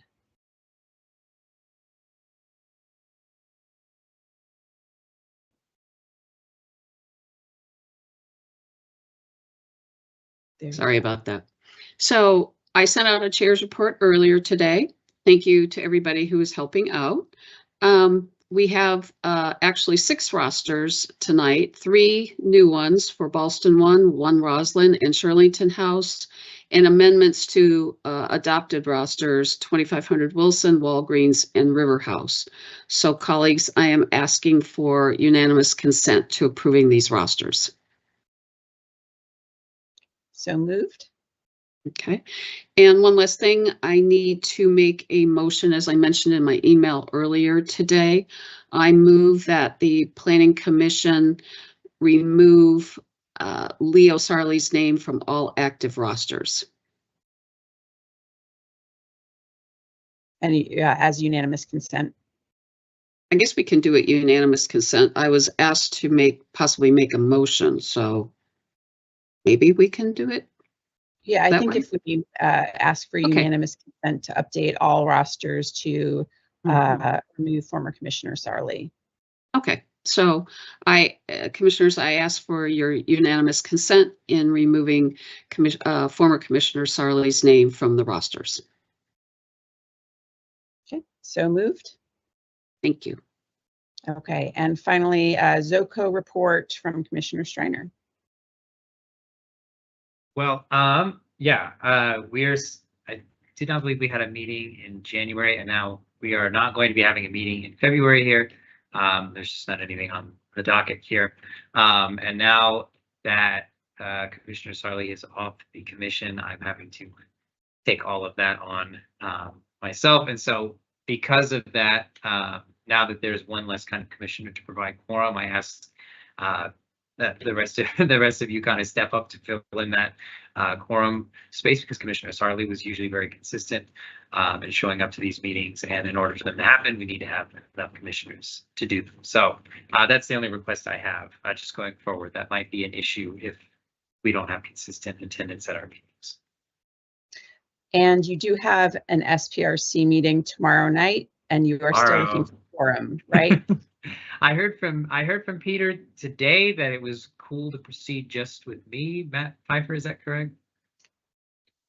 Yeah, I think thanks, Commissioner Schreiner. I think the plan, given that the county facilities will be open tomorrow, the plan is to proceed as planned with the in-person hybrid meeting. So, in order to achieve quorum, you'd need one planning commissioner and then 2 additional members on the roster. Perfect, Yeah, yes. and I'll plan to be there in person. Thank you, Jim. Yeah, so we'll see some of you in person tomorrow, and then some of you can watch the highlight reel later. Okay, thank you very much. Anything else that we need to discuss tonight before we go and before the meeting is adjourned? Nope, Well, maybe okay. the transportation MTP update. We had another meeting in the last few weeks, and we discussed a lot of the feedback that I've been sort of asking for from different prompts from the MTP amendment team.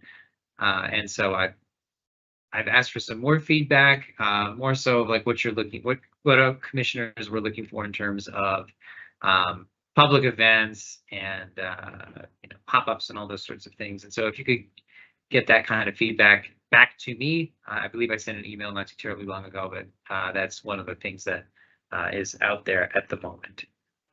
Yeah, Commissioner Berge? Oh, you're on mute, by the way. You're muted. I have an announcement, but sorry, that's why I'm raising my hand. Sorry. Oh, okay. Yeah, that was all I had.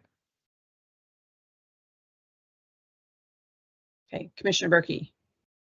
Yeah, Madam Chair. I mean, this might be a good time just to share. I don't know if I can't recall if we talked about it previously, but it looks like the Housing Commission is going to be going ahead, I think, tomorrow night to form that subcommittee on the affordable housing ordinance. So I appreciate you asking me to represent us on that subcommittee. So I'll share more information as it comes. But my understanding is that the Housing Commission is developing a subcommittee, and it's going to include folks from some of the other advisory groups, some other members of the community. They want to look at the affordable housing ordinance. They do have staff support to staff the group, so they're going to get some presentations on the ordinance. And then I think the scope is probably going to be looking at whether it's advisable to encourage the county board to consider asking for the authority from the state to revise the affordable housing ordinance, looking at possibly greater contributions from developers for affordable housing, be it possibly either greater financial contribution and or possibly looking at on-site affordable units, which I know folks have talked about repeatedly over the years as being of interest. So I will report back on that. I'm not sure what the timeline is, but I think it's a few meetings, so probably something this spring, maybe early summer. Thanks. Great. Well, thank you all so much for being here tonight and participating. And our meeting is adjourned. I'll see you in the future. Bye. Thank you. Thank you.